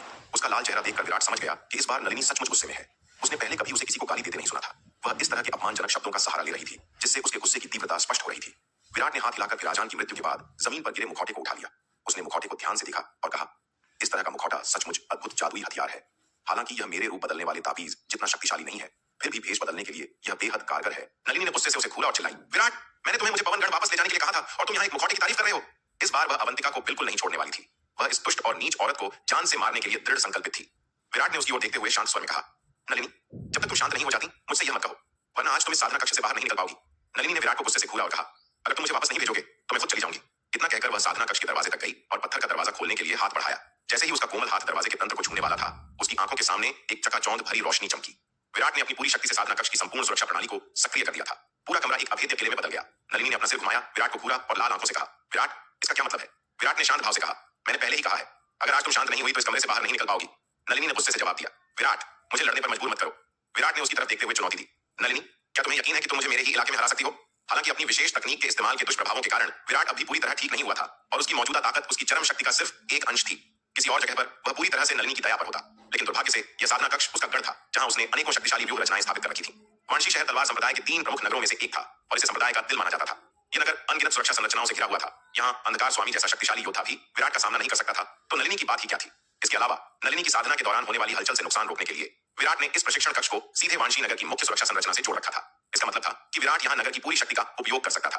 भले ही नलिनी शक्तिशाली थी, लेकिन वह पूरे नगर की संयुक्त शक्ति का मुकाबला नहीं कर सकती थी। विराट की धमकी सुनकर नलिनी अवाक रह गई। अगर विराट ने ये बातें युद्ध से पहले कही होती तो नलिनी कभी विश्वास नहीं करती। वह लघु गहन क्षेत्र की योद्धा थी, जबकि विराट केवल पृथ्वी पूज्य स्तर पर था। लेकिन 2 विनाशकारी युद्धों के बाद नलिनी की विराट के बारे में राय बदल गई थी। इस व्यक्ति की शक्ति एक अथाह खाई की तरह थी। जब भी उसे लगता कि विराट ने अपनी सारी ताकत दिखा दी है, वह कोई नया चमत्कार कर देता था। विराट तुम आखिर चाहते क्या हो? नलिनी ने उसे घूरते हुए गुस्से से चिल्लाया, मैंने कई बार कहा है शांत रहो, अवंतिका के पीछे मत भागो। विराट ने शांत भाव से कहा, शांत रहूं? मैं शांत कैसे रहूं? नलिनी भड़क गई। उसकी हिम्मत कैसे हुई मेरे खिलाफ ऐसी घिनौनी साजिश रचने की? उसने मेरी इज्जत मिट्टी में मिलाने की कोशिश की और तुम कह रहे हो शांत रहूं? मैं अभी जाकर उसे मार डालूंगी। नलिनी तुम अवंतिका को कम आंक रही हो, विराट ने व्यंग्य किया। अगर तुम अभी वहां गई तो 90% संभावना है कि तुम उसके जाल में फंसकर मारी जाओगी। इस घटना के बाद विराट ने अवंतिका का भी पुनर्मूल्यांकन किया था। वह औरत खतरनाक थी। उसने इतने लंबे समय तक धैर्य रखा और फिर इतना घातक प्रहार किया। अगर वान्या गलती से वहां न पहुंचती तो उसकी योजना सफल हो जाती। इसके अलावा अवंतिका ने जो कामोत्तेजक इस्तेमाल किया था वह इतना उच्च श्रेणी का था कि विराट भी हैरान था। अवंतिका को यह शक्ति और संसाधन कहां से मिले? जरूर उसके पास कुछ बहुत गहरे राज और ट्रुक के पत्ते छिपे थे। विराट को यकीन था कि अवंतिका के पास केवल जहर ही नहीं बल्कि और भी खतरनाक हथियार होंगे। विराट तुम मुझे बहुत कम आंक रहे हो, नलिनी ने अपमानित महसूस करते हुए कहा। मैं तुम्हें कम नहीं आंक रहा, बल्कि तुम अवंतिका को कम आंक रही हो, विराट ने समझाया। मैंने तुम्हें कितनी बार उससे सावधान रहने को कहा था और नतीजा क्या निकला? तुम फिर फंस गई। शुक्र मनाओ वान्या का जिसने तुम्हें बचा लिया। विराट की कड़वी सच्चाई सुनकर नलिनी चुप हो गई। वह फूटे हुए गुब्बारे की तरह पिचक गई। थोड़ी देर बाद उसने नाराजगी से पूछा, तो फिर क्या सुझाव है? क्या हम उस कमीनी को ऐसे ही जाने देंगे? मैं यह बर्दाश्त नहीं कर सकती। उसे जाने दे। नलिनी क्या तुम मजाक कर रही हो? विराट ने क्रूरता से मुस्कुराते हुए कहा, उस दुष्ट औरत ने हम दोनों को लगभग बर्बाद कर दिया था, हम उसे कैसे छोड़ सकते हैं? तो फिर मुझे क्यों रोक रहे हो? मैं तुम्हें 100% सही कह रहा हूं। उसे छोड़ने के लिए नहीं बल्कि तुम्हें मौत के मुंह में जाने से रोकने के लिए रोक रहा हूं। विराट ने कहा, अवंतिका जाल बिछा रखा है। अगर तुम वहां गई तो तुम्हारी जान खतरे में पड़ सकती है। तो फिर तुम क्या करना चाहते हो? नलिनी ने पूछा। अब वह शांत हो गई थी और विराट पर भरोसा कर रही थी। इस समय मेरी और संप्रदाय की हालत खराब है, विराट ने समझाया। युद्ध में हमारी शक्ति लगभग खत्म हो चुकी है। मेरा शरीर, क्लोन और ड्रैगन सभी कमजोर है। अवंतिका पर हमला करने का यह सही समय नहीं है। हमें पूरी तैयारी के साथ उस पर ऐसा प्रहार करना होगा जिससे वह बच न सके। विराट ने एक पल रुका और फिर अपनी आंखों में एक धूर्त चमक के साथ कहा, इसके अलावा चूंकि अवंतिका ने तुम्हारे खिलाफ साजिश रची है तो हम भी उसी के अंदाज में उसे जवाब देंगे, विराट ने समझाया। अब तुम्हें अवंतिका से लड़ने के लिए वापस नहीं जाना है। इसके बजाय तुम्हें ऐसा व्यवहार करना है जैसे कुछ हुआ ही नहीं। उसे लापरवाह होने दो, सही अवसर की प्रतीक्षा करो और फिर उसे एक ही बार में खत्म कर देना। नलिनी ने संदेह भरी नजरों से उसकी ओर देखा और पूछा, जब अवंतिका को पता चलेगा कि उसकी योजना उजागर हो गई है तो क्या वह इतनी मूर्ख होगी कि हमारे खिलाफ अपनी सतर्कता कम कर दे? विराट शांत भाव से मुस्कुराया और बोला, अवंतिका का असली निशाना तुम नहीं बल्कि मैं हूं। उस जहरीली औरत की अंतिम इच्छा मेरे पास मौजूद रहस्य और अवसर पाना है। जब तक वह उन्हें नहीं पा लेती मुझे नहीं लगता कि वह इतनी आसानी से हार मानेगी। आखिर उसने हमारा विश्वास जीतने के लिए अंधकार स्वामी के खिलाफ युद्ध में इतनी बड़ी कीमत चुकाई है। वह इतनी आसानी से कैसे पीछे हट सकती है? यह सुनकर नलिनी ने नाक सिकोड़ी और कहा, तो इसका मतलब तुम उसका असली मकसद पहले से ही जानते थे? विराट ने स्वीकार किया, सही कहा। हाल ही में जब उसने कई बार मुझे परेशान किया, यहां तक कि मुझे बहकाने की कोशिश भी की, तो मुझे उसके इरादे का अंदाजा हो गया था। इसलिए परेशानी से बचने के लिए मैंने कुछ समय के लिए उससे दूरी बनाए रखी ताकि मैं ठीक होने पर ध्यान दे सकूं। लेकिन मुझे यह उम्मीद नहीं थी कि मुझसे दूरी बनाने के बाद वह तुम्हें निशाना बनाने के लिए इतनी शातिर योजना बनाएगी। नलिनी ने उसे भावहीन होकर देखा और कहा, तो मैं तो बस एक निर्दोष दर्शक हूं जो बीच में फंस गई और तुमने मुझे फंसा दिया। यह सुनकर विराट का चेहरा उतर गया। उसने सोचा कि इस औरत की सोच इतनी अजीब कैसे हो सकती है। वह अपनी हर बात में उसे घसीट लेती है। विराट ने चिढ़ते हुए कहा, नलिनी, मैंने तुम्हें कई बार चेतावनी दी थी, तुम ही लापरवाह थी, अब मुझे दोष मत दो। विराट के समझाने पर नलिनी ने आखिरकार अवंतिका से लड़ने के लिए वापस जाने की अपनी योजना छोड़ दी। वह फिलहाल तलवार संप्रदाय में ही रुकी रही और विराट के घावों के ठीक होने का इंतजार करने लगी। साथ ही उसने अपनी साधना को और भी गहन करना शुरू कर दिया। उसने सोचा कि एक बार जब वह लघु गहन क्षेत्र के अंतिम चरण में पहुंच जाएगी तो अवंतिका को कुचलना चींटी को कुचलने जितना आसान होगा। तब उसे किस बात का डर रहेगा? पवनगढ़ अकादमी, उपमहल प्रमुख का हॉल। अवंतिका के सुंदर और रत्न जैसे हाथों में एक सफेद फीनिक्स जेड की नक्काशी थी। यह छोटी सफेद फीनिक्स जेड की नक्काशी दिखने में बेहद खूबसूरत होने के साथ साथ अतुलनीय रूप से भयानक शक्ति से भरी हुई थी। अवंतिका ने अपने हाथ में पकड़ी इस नक्काशी पर एक नजर डाली और चुपचाप हॉल में नलिनी के आने का इंतजार करने लगी। यह सफेद फीनिक्स जेड की नक्काशी उसके गुरु द्वारा उसे दी गई एक जीवन रक्षक वस्तु थी और इसकी शक्ति अत्यंत भयानक थी। एक बार पूरी तरह सक्रिय हो जाने पर यह महान गहन क्षेत्र के आधे चरण के विशेषज्ञ को भी पल भर में मार सकती थी और औसत शक्ति वाले महान गहन क्षेत्र के शुरुआती चरण के विशेषज्ञ को भी गंभीर रूप से घायल कर सकती थी। यद्यपि नलिनी शक्तिशाली थी और उसने हाल ही में लघु गहन क्षेत्र के मध्य चरण को पार किया था, लेकिन वह इस सफेद फीनिक्स जेड की मूर्ति के पूर्ण बल के हमले का सामना बिल्कुल भी नहीं कर सकती थी। हालांकि यह मूर्ति अत्यंत शक्तिशाली थी, लेकिन इसे केवल एक बार ही सक्रिय किया जा सकता था। सक्रिय होने के बाद मूर्ति नष्ट हो जाती थी। यह अवंतिका की सबसे कीमती जीवन रक्षक वस्तु थी और वह हमेशा से इसका उपयोग करने से हिचकिचाती रही थी। लेकिन इस बार उसका इरादा नलिनी के खिलाफ इसका इस्तेमाल करने का था। उसने विराट का विश्वास जीतने के लिए बहुत मेहनत की थी, यहाँ तक कि अंधकार स्वामी जैसे बेहद शक्तिशाली व्यक्ति से भी लड़ाई लड़ी थी और गंभीर चोटें खाई थी। अपने लक्ष्य को प्राप्त करने से पहले वह इतनी शर्मनाक तरीके से कैसे भाग सकती थी? अगर नलिनी ने उसका पीछा करने की हिम्मत की तो वह उसे सीधे खत्म कर देगी और अपनी योजनाओं के इस अवरोध को पूरी तरह से मिटा देगी। अवंतिका बहुत निराश थी। उसने हर चीज की सावधानी पूर्वक योजना बनाई थी और उसकी सारी योजना एक मामूली लड़की ने बर्बाद कर दी। अगर वह लड़की विराट का रूप धारण करके अचानक प्रकट न होती और फिर आजान का भेष उजागर न करती तो उसकी योजना सफल हो जाती। दुर्भाग्य से उस समय अवंतिका जहर के प्रभाव को दबाने के लिए एक एंटीडोट का इस्तेमाल कर रही थी, जिसने उसे समय पर उस लड़की को पकड़ने से रोक दिया। जब उसने जहर के प्रभाव को निष्क्रिय करने के बाद पूर्वी आंगन के द्वार पर हुई घटना को देखने के लिए अपनी आंखें खोली तो वह कुछ करने ही वाली थी कि अचानक विराट फिर से प्रकट हो गया था। विराट के सामने जल्दबाजी में कोई कदम उठाने की उसकी हिम्मत नहीं हुई। पहली बात तो यह कि अगर उसने अभी कोई कदम उठाया तो यह जाहिर हो जाएगा कि उसने ही यह सब रचा था। इससे भविष्य में विराट का विश्वास फिर से हासिल करना मुश्किल हो जाएगा। दूसरी बात, विराट के प्रति उसका डर नलिनी से कहीं अधिक था। अंधकार स्वामी के खिलाफ भीषण युद्ध में विराट द्वारा दिखाए गए तरीके सचमुच भयानक थे। उसे नहीं पता था कि विराट के पास और कौन कौन से भयानक दांव छिपे हो सकते हैं। इसलिए अंत में अवंतिका केवल असहाय होकर देखती रही जब विराट सबको वहां से ले गया। अवंतिका को इस बात का अफसोस हुआ कि उसने विराट को सीधे ही नशीला पदार्थ क्यों नहीं दिया। अगर विराट और नलिनी ने अपने रिश्ते को आगे बढ़ाया होता तो भविष्य में उसकी सफलता की संभावना काफी बढ़ जाती। लेकिन अब उसकी योजना से केवल नलिनी को ही फायदा हुआ था। अवंतिका ने कई दिनों तक इंतजार किया, लेकिन नलिनी उससे हिसाब किताब करने कभी नहीं आई, जिससे वह बहुत हैरान थी। वह सोचने लगी कि क्या विराट और नलिनी को यह पता नहीं चला कि पर्दे के पीछे से वही यह साजिश रच रही थी। विराट की क्षमताओं को देखते हुए ऐसा कोई कारण नहीं था कि वह फिर आजान से सच न उगलवा सके। और अगर नलिनी को सच्चाई पता होती तो वह उसे इतनी आसानी से क्यों छोड़ देती? यह नलिनी का स्वभाव बिल्कुल नहीं था। अवंतिका जब इस बारे में सोच ही रही थी तभी अचानक उसे पवनगढ़ शाही शहर के उत्तर में एक अत्यंत शक्तिशाली आभा प्रकट होती हुई महसूस हुई। अवंतिका ने अचानक उत्तर की ओर देखा। उसे एक विशाल बादल नाव उसकी ओर आती हुई दिखाई दी। इस बादल नाव पर दो अत्यंत शक्तिशाली आभाएं थीं, जिन्हें महसूस करते ही अवंतिका की रीढ़ की हड्डी में सिहरन दौड़ गई। वानशी नगर साधना कक्ष में नलिनी ने मध्यम 8वीं श्रेणी की गोली की पूरी शक्ति को आत्मसात कर लिया था। अब उसकी साधना लघु गहन क्षेत्र के मध्य चरण के शिखर पर पहुंच गई थी। वह अगले चरण में प्रवेश करने से बस एक कदम दूर थी। नलिनी ने साधना कक्ष छोड़ने का फैसला किया। पहले वह सीधे पवनगढ़ अकादमी लौटना चाहती थी, लेकिन फिर उसे याद आया कि वान्या की बदौलत वह एक भयानक विपत्ति से बची है। उसे वान्या को व्यक्तिगत रूप से धन्यवाद देना चाहिए। संप्रदाय प्रमुख का महल, माँ चाय पीजिए। वान्या ने बड़ी श्रद्धा से चाय का प्याला यामिनी को दिया। यामिनी ने एक घूंट पिया और संदेह से वान्या को देखा। वान्या, मुझे सच बताओ, क्या तुमने फिर से कोई शरारत की है? वान्या आजकल बहुत आज्ञाकारी हो गई थी और यामिनी के छोटे मोटे काम कर रही थी। पहले वह 3 दिन भी एक जगह नहीं टिकती थी। यामिनी को शक हो रहा था। नहीं माँ, मैं तो दुनिया की सबसे अच्छी बच्ची हूँ, वान्या ने मासूमियत से कहा। लेकिन अंदर ही अंदर वह डरी हुई थी। वह यामिनी को खुश रखना चाहती थी ताकि अगर उसे रूप बदलने वाली घटना का पता चले तो सजा कम मिले। विराट ने माफ कर दिया था, लेकिन यामिनी वह अलग थी। मेरी बेटी सबसे आज्ञाकारी थी, लेकिन अब मुझे तुम पर भरोसा नहीं है। यामिनी ने नाक सिकोड़ी। तभी एक नौकरानी अंदर आई। संप्रदाय की मालकिन, पवनगढ़ अकादमी की प्रमुख नलिनी आपसे मिलना चाहती है। यामिनी चौंक गई। नलिनी उनसे मिलने क्यों आई है? वे शायद ही कभी मिलती थी। नलिनी आमतौर पर केवल विराट से मिलने आती थी, लेकिन यामिनी ने शिष्टाचार निभाया। वह उठी और नलिनी का स्वागत किया। महल प्रमुख नलिनी, कृपया अंदर आइए। बैठने के बाद यामिनी ने वान्या से कहा, वान्या, नलिनी आंटी को चाय दो। जी माँ। वान्या दौड़ी और नलिनी को चाय दी। आंटी चाय लीजिए। नलिनी ने चाय ली और उसके चेहरे पर एक कोमल मुस्कान आ गई। उसने प्यार से वान्या के सिर को सहलाया। अच्छी बच्ची।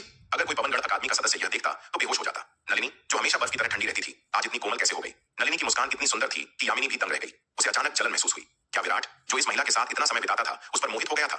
नलिनी ने भी यामिनी को देखा और उसकी सुंदरता की प्रशंसा की। इसमें कोई आश्चर्य नहीं कि उस कमीने विराट ने मुझे ठुकरा दिया। उसकी पत्नी सचमुच अप्सरा है। महल प्रमुख नलिनी, आप मुझसे मिलने क्यों आई हैं? यामिनी ने शिष्टाचार से पूछा। मैं वान्या को धन्यवाद देने आई हूँ, नलिनी ने कहा। यामिनी अवाक रह गई। क्या आप इस छोटी सी लड़की को धन्यवाद देने आई हैं? नलिनी जैसी महान हस्ती वान्या को क्यों धन्यवाद देगी? वान्या का दिल बैठ गया। ओह नो, अगर नलिनी आंटी ने सब बता दिया तो? वान्या ने तुरंत वहां से खिसकने की कोशिश की। माँ, मुझे याद आया कि पिताजी बुला रहे हैं, मैं जा रही हूँ, वापस आओ यहाँ। यामिनी ने उसे पकड़ लिया। नलिनी जी, कृपया बताइए कि वान्या ने ऐसा क्या किया जिसके लिए आप उसे धन्यवाद दे रही हैं? वान्या की हरकतों को देखकर और नलिनी की बातों को ध्यान में रखते हुए यामिनी को भला कैसे पता नहीं चलता कि यह छोटी बच्ची उससे कुछ महत्वपूर्ण बात छिपा रही है। यामिनी की कोमल आवाज सुनकर वान्या के पास रुकने और सिर झुकाकर वापस जाने के अलावा कोई चारा नहीं था। हालांकि वान्या की वर्तमान शक्ति यामिनी से कहीं अधिक थी, फिर भी वह अपनी मां के आदेशों का जरा भी उल्लंघन करने की हिम्मत नहीं कर सकती थी। पूरे तलवार संप्रदाय में वह सबसे ज्यादा अपनी मां से ही डरती थी। वान्या को रोकने के बाद यामिनी ने नलिनी की ओर मुड़कर क्षमा मांगते हुए कहा, मेरी बेटी शरारती है, मुझे माफ करना कि मैंने महल प्रमुख नलिनी को हंसाया। नलिनी ने मुस्कुराते हुए कहा, संप्रदाय प्रमुख यामिनी बहुत दयालु है। आपकी बेटी सुंदर, बुद्धिमान, तेज दिमाग वाली और साहसी है। वह सचमुच एक दुर्लभ युवा नायिका है। अगर मेरी भी ऐसी बेटी होती तो मैं कितनी भाग्यशाली होती। नलिनी की प्रशंसा सुनकर वान्या बहुत खुश हुई। उसने नलिनी की ओर देखा, उसकी प्यारी आंखें चमक उठीं और उसने मनमोहक मुस्कान के साथ कहा, नलिनी चाची, क्या आप मुझे अपनी बेटी बनाना चाहती हैं? यह तो आसान है, बस आप मेरी सौतेली मां बन जाओ। यह सुनकर यामिनी का चेहरा तुरंत गुस्से से लाल हो गया। वह खुद को रोक नहीं पाई और वान्या के सिर पर उंगली मारते हुए डांटते हुए बोली, वान्या, नलिनी जी के सामने तुम क्या बकवास कर रही हो? यामिनी ने सोचा, यह छोटी बच्ची बहुत परेशान कर रही है। क्या उसे लगता है कि उसके पिता के पास पर्याप्त पत्नियां नहीं है? अगर नलिनी भी विराट की पत्नी बन जाती तो शायद वह सौतेली मां नहीं बल्कि पहली पत्नी होती। पवनगढ़ की सबसे सुंदर महिला और अकादमी की प्रमुख होने के नाते नलिनी का दर्जा किसी से कम नहीं था। अगर वह विराट की पत्नी बन जाती तो वह निश्चित रूप से पहली पत्नी बनने की प्रबल दावेदार होती। इस छोटी बच्ची ने तो अपनी मां के लिए इतनी बड़ी प्रतिबंधी खड़ी करने की ठान ली थी। यामिनी को गुस्सा क्यों नहीं आता? यामिनी ने नलिनी से क्षमा मांगते हुए कहा, मेरी बेटी ने बदतमीजी से बात की, कृपया उसे क्षमा करें प्रमुख नलिनी। नलिनी ने हाथ हिलाते हुए कहा, कोई बात नहीं, कोई बात नहीं। अगर किसी और ने उसके सामने ऐसा कहा होता तो नलिनी उसे जरूर सबक सिखाती, लेकिन चूंकि यह बात वान्या ने कही थी इसलिए उसने ज्यादा परवाह नहीं की। नलिनी ने वान्या की तरफ एक नजर डाली और मन ही मन सोचा, ये छोटी बच्ची तो बकवास करना जानती है। अगर उसकी शादी विराट से भी हो जाती तो वह उसकी पहली पत्नी होती, रखेल नहीं। यामिनी ने नलिनी की तरफ देखते हुए पूछा, महल प्रमुख नलिनी, आपने अभी कहा कि आप मेरी बेटी को धन्यवाद देने आई हैं। मुझे आश्चर्य है कि आप इतनी विनम्र क्यों हैं? नलिनी ने तुरंत फिराजान द्वारा विराट का रूप धारण करने की घटना को समझाया और कहा, यही तो बात है। अगर वान्या न होती तो मुझे डर है कि मैं अब तक उनके जहर का शिकार हो चुकी होती। यह मामला वान्या के प्रति मेरे बड़े एहसान के बराबर है। अगर वान्या को भविष्य में कभी मेरी मदद की जरूरत हो तो मुझे बता देना। जब तक ये मेरे बस में होगा मैं मना नहीं करूंगी। नलिनी वास्तव में इस मामले में वान्या की बहुत आभारी थी और इसलिए उसने अपने पद को दरकिनार करते हुए एक जूनियर से व्यक्तिगत रूप से मिलने की पहल की। यामिनी ने मुस्कुराते हुए कहा, महल प्रमुख नलिनी, आप बहुत दयालु हैं। यह देखकर कि नलिनी ने यामिनी को सब कुछ बता दिया था, वान्या मन ही मन परेशान हो गई। अरे नहीं नलिनी चाची, आपने तो मुझे सच में मुसीबत में डाल दिया। नलिनी ने यामिनी से कुछ मिनट और बात की और फिर चली गई। वह मुख्य रूप से वान्या से मिलना चाहती थी, यामिनी से नहीं। उसके और यामिनी के पास बात करने के लिए ज्यादा कुछ नहीं था। हालांकि वान्या की वजह से नलिनी के मन में यामिनी की अच्छी छवि बन गई थी। नलिनी के जाते ही यामिनी का चेहरा तुरंत उतर गया। यामिनी जब नलिनी को विदा कर रही थी, वान्या मौका देखकर चुपके से पीछे के गलियारे में घुस गई। वहां से भागने की योजना बना रही थी, लेकिन जैसे ही वह उड़ने ही वाली थी उसने महसूस किया कि उसका कॉलर पीछे से कस गया है और यामिनी ने उसे पकड़कर पीछे खींच लिया। यामिनी ने गुस्से से कहा, छोटी बच्ची, तुम दिन रात बेखौफ होती जा रही हो, अपने पिता की नकल करने की हिम्मत भी कर रही हो। अगर मैंने तुम्हें इस बार सबक नहीं सिखाया तो कौन जाने तुम और क्या क्या घिनौनी हरकतें करोगी। वान्या तुरंत घबरा गई और बोली, माँ, पिताजी ने पहले ही कह दिया है कि वह इस मामले को आगे नहीं बढ़ाएंगे। यामिनी ने गुस्से से उसे घूरा और कहा, छोटी बच्ची, तुम्हें क्या लगता है कि अपने पिता का जिक्र करने से मैं डर जाऊंगी? हालांकि वान्या की चाल कारगर साबित हुई। यामिनी ने सोचा कि अगर वह वान्या को दंडित करती रहती तो इससे विराट के अधिकार को नुकसान पहुंचता। यामिनी ने कहा, छोटी बच्ची, अगले 6 महीने तक तमीज से रहना, तुम संप्रदाय प्रमुख के महल में मेरी सहायक बनोगी। यह सुनकर वान्या अत्यंत प्रसन्न हुई और तुरंत हाथ जोड़ ली। जी माँ, आपकी बेटी आज्ञा मानती है। पवनगढ़ शाही नगर। अवंतिका ने यतिन और जुबिन को आते देख अत्यंत प्रसन्नता व्यक्त की। उसने तुरंत सम्राट विजय, भीष्म और पवनगढ़ शाही परिवार के अन्य सदस्यों को उनका स्वागत करने के लिए बुलाया। अवंतिका ने कहा, युवा स्वामी यतिन, युवा स्वामी जुबिन, कृपया अंदर आइए। स्वर्गीय फीनिक्स महल के शिष्यों यतिन और जुबिन के आगमन ने अवंतिका को बड़ी राहत दी। नलिनी और विराट से निपटने के लिए अब उसे अपने उस अमूल्य जीवन रक्षक खजाने सफेद फीनिक्स जेड का उपयोग करने की आवश्यकता नहीं थी। नलिनी चाहे कितनी भी शक्तिशाली क्यों न हो, वह यतिन और जुबिन जैसे शीर्ष विशेषज्ञों के सामने कुछ भी नहीं थी। ये दोनों महान गहन क्षेत्र के अर्ध चरण पर पहुंच चुके योद्धा थे जिनकी शक्ति अतुलनीय थी। यतिन और जुबिन को देखकर सूर्यांश के चेहरे के भाव थोड़े बदल गए। उसे उम्मीद नहीं थी कि जब रोशनी वापस आएगी तो यतिन वास्तव में अग्नि साम्राज्य की राजधानी में मौजूद होगा। इसके अलावा इस बार केवल यतिन ही नहीं बल्कि जुबिन भी आया था, जो वरुण महल का एक बेहद प्रभावशाली व्यक्ति था। यतिन और जुबिन के आगमन को लेकर सूर्यांश के मन में मिलीजुली भावनाएं थीं। एक तरफ वह खुश था कि शायद ये दोनों विराट से निपट लेंगे। इन दोनों की भयानक शक्ति को देखते हुए इनका आगमन तलवार संप्रदाय के लिए काल बनकर आया था। दूसरी तरफ वह नहीं चाहता था कि वे आए, क्योंकि उनकी उपस्थिति से उसका अपना रुतबा कम हो जाता। अग्नि साम्राज्य के एक साधारण राजकुमार के रूप में वह यतिन और जुबिन जैसे शक्तिशाली व्यक्तियों की नजरों में एक नौकर से ज्यादा कुछ नहीं था। विशेष रूप से जुबिन द्वारा रोशनी के साथ खिलौने जैसा व्यवहार करते देख सूर्यांश का खून खौल रहा था। ऐसा नहीं था कि उसे रोशनी की स्थिति पर दया आ रही थी, बल्कि वह रोशनी को अपनी निजी संपत्ति मानता था। जुबिन द्वारा उसे जबरदस्ती अपनी बाहों में रखना और उसके साथ मनमानी करना स्वाभाविक रूप से उसे बहुत असहज कर रहा था। हालांकि अपनी नाराजगी के बावजूद उसने इसे दिखाने की हिम्मत नहीं की। जुबिन जैसे शक्तिशाली व्यक्ति के लिए उसे कुचलना एक चींटी को कुचलने से कम नहीं था। अग्नि साम्राज्य का शाही परिवार तो जुबिन, जो वरुण महल का एक महत्वपूर्ण शिष्य था, के खिलाफ न्याय की मांग करने की सोच भी नहीं सकता था। जुबिन ने अपनी बाहों में रोशनी को जकड़े हुए बेशर्मी से अवंतिका को देखा। उसकी आंखें चमक उठी। वाह, वाकई बेहद खूबसूरत। अब तक उसने जितनी भी सुंदरियां देखी थी उनमें भी यह शीर्ष 10 में आती। रोशनी की तुलना में अवंतिका कहीं अधिक सुंदर और आकर्षक थी। जुबिन की ललचाई नजरों को देखकर यतिन तुरंत उसके इरादों को समझ गया। उसने अपनी दिव्य चेतना के माध्यम से जुबिन को चेतावनी दी। युवा स्वामी जुबिन, बेहतर होगा कि आप अवंतिका पर बुरी नजर न डालें। वह स्वर्गीय फीनिक्स महल की शिष्या है। क्या आप उससे शादी करना चाहते हैं? अगर नहीं तो बेहतर होगा कि आप इस तरह की मुसीबत में न पड़े। यह सुनकर जुबिन का दिल जोर से धड़कने लगा और उसके चेहरे पर थोड़ा डर झलक आया। स्वर्गीय फीनिक्स महल की शिष्या, यह तो बहुत बड़ी समस्या थी। 5 प्रमुख संप्रदायों में स्वर्गीय फीनिक्स महल अपने शिष्यों की रक्षा के लिए कुख्यात था। यदि वह अपने उच्च पद के बावजूद भी स्वर्गीय फीनिक्स महल के किसी शिष्य को नाराज कर देता तो वह और उसका पूरा संप्रदाय घोर संकट में पड़ सकता था। जुबिन को एक पुरानी घटना याद आ गई। एक बार पशु वशीकरण संप्रदाय के एक शिष्य ने, जिसका दर्जा उससे कम नहीं था, स्वर्गीय फीनिक्स महल की एक शिष्या को बहकाकर छोड़ दिया था। इसके बाद स्वर्गीय फीनिक्स महल ने क्रोध में आकर उस शिष्य को लगभग मार ही डाला था। उसके संप्रदाय के वरिष्ठों के हस्तक्षेप के बाद ही मामला शांत हुआ था, लेकिन उन्हें भारी कीमत चुकानी पड़ी थी और माफी मांगनी पड़ी थी। यदि यह आपसी सहमति से हुआ होता तो बात अलग थी, लेकिन यदि स्वर्गीय फीनिक्स महल को पता चल जाता कि उसने उनके शिष्यों को अपवित्र करने के लिए जबरदस्ती का प्रयोग किया है तो परिणाम कहीं अधिक गंभीर होते। हालांकि जुबिन वास्तव में कामुक था, लेकिन वह एक महिला के कारण खुद को इतनी बड़ी मुसीबत में नहीं डालना चाहता था। इसलिए यतिन की चेतावनी सुनकर जुबिन ने अवंतिका को बहकाने की अपनी योजना तुरंत छोड़ दी। उसने अवंतिका पर एक आखिरी नजर डाली। उसके दिल में अफसोस की लहर दौड़ गई। इतनी खूबसूरत महिला जिसे केवल निहारना ही काफी है, पाना असंभव, कितना बड़ा नुकसान। वे सभी पवनगढ़ शाही महल के एक भव्य हॉल में दाखिल हुए। मेजबान और अतिथि के रूप में अपनी अपनी सीटों पर बैठे एक दूसरे का परिचय दिया और फिर बातचीत शुरू की। यतिन ने सूर्यांश से अनौपचारिक रूप से पूछा, सूर्यांश, तुमने कहा था कि तलवार संप्रदाय टेलीपोर्टेशन व्यूह को नियंत्रित करता है, क्या यह सच है? सूर्यांश अपनी सीट से खड़ा हुआ, यतिन को आदरपूर्वक प्रणाम किया और जवाब दिया, छठे भाई को जवाब देते हुए, यह बिल्कुल सच है। हालांकि वह और यतिन दोनों अग्नि साम्राज्य के राजकुमार थे, लेकिन उनकी स्थिति में बहुत अंतर था। वह यतिन के सामने अनादर करने की हिम्मत नहीं कर सकता था। यतिन ने शांत भाव से कहा, बहुत खूब, जाओ और तलवार संप्रदाय के लोगों से कहो कि वे 3 दिनों के भीतर टेलीपोर्टेशन व्यूह सौंप दें, वरना उन्हें अंजाम भुगतना पड़ेगा। यतिन की बात सुनकर सूर्यांश का चेहरा सख्त हो गया और वह हिचकिचाते हुए वहीं खड़ा रह गया। यतिन ने उसकी ओर बेपरवाही से देखा और ठंडे स्वर में चिल्लाया, क्या तुमने मेरी बात नहीं सुनी? अभी जाओ। सूर्यांश ने डरते हुए कहा, छठे भाई, तलवार संप्रदाय मुझसे बहुत दुश्मनी रखता है। अगर मैं दक्षिणी महाद्वीप में संदेश देने गया तो वे शायद मुझे बोलने का मौका मिलने से पहले ही मार डालेंगे। पवनगढ़ शाही शहर में रहने और अवंतिका और शंभुनाथ जैसे शाही परिवार के सदस्यों के आसपास होने के कारण तलवार संप्रदाय के सदस्य कुछ हद तक सतर्क थे। लेकिन अगर वह दक्षिणी महाद्वीप गया, जो उनका गढ़ था, तो यह सरासर आत्महत्या होगी। उसे नहीं लगता था कि विराट उसे जाने देगा या उसकी जान बख्शेगा। यतिन ने सूर्यांश की ओर देखते हुए ठंडे स्वर में कहा, क्या तलवार संप्रदाय में इतनी हिम्मत है कि वे हमारे अग्नि साम्राज्य के लोगों पर हमला करें? सूर्यांश ने जल्दी से कहा, छठे भाई, मैंने तलवार संप्रदाय से 1-2 बार से ज्यादा लड़ाई लड़ी है। अगर राज परिवार के जीवन रक्षक खजाने की कृपा न होती तो शायद मैं बहुत पहले ही उनके हाथों मर चुका होता। यतिन ने पूछा, क्या तुमने उन्हें नहीं बताया कि तुम अग्नि साम्राज्य के राजकुमार हो?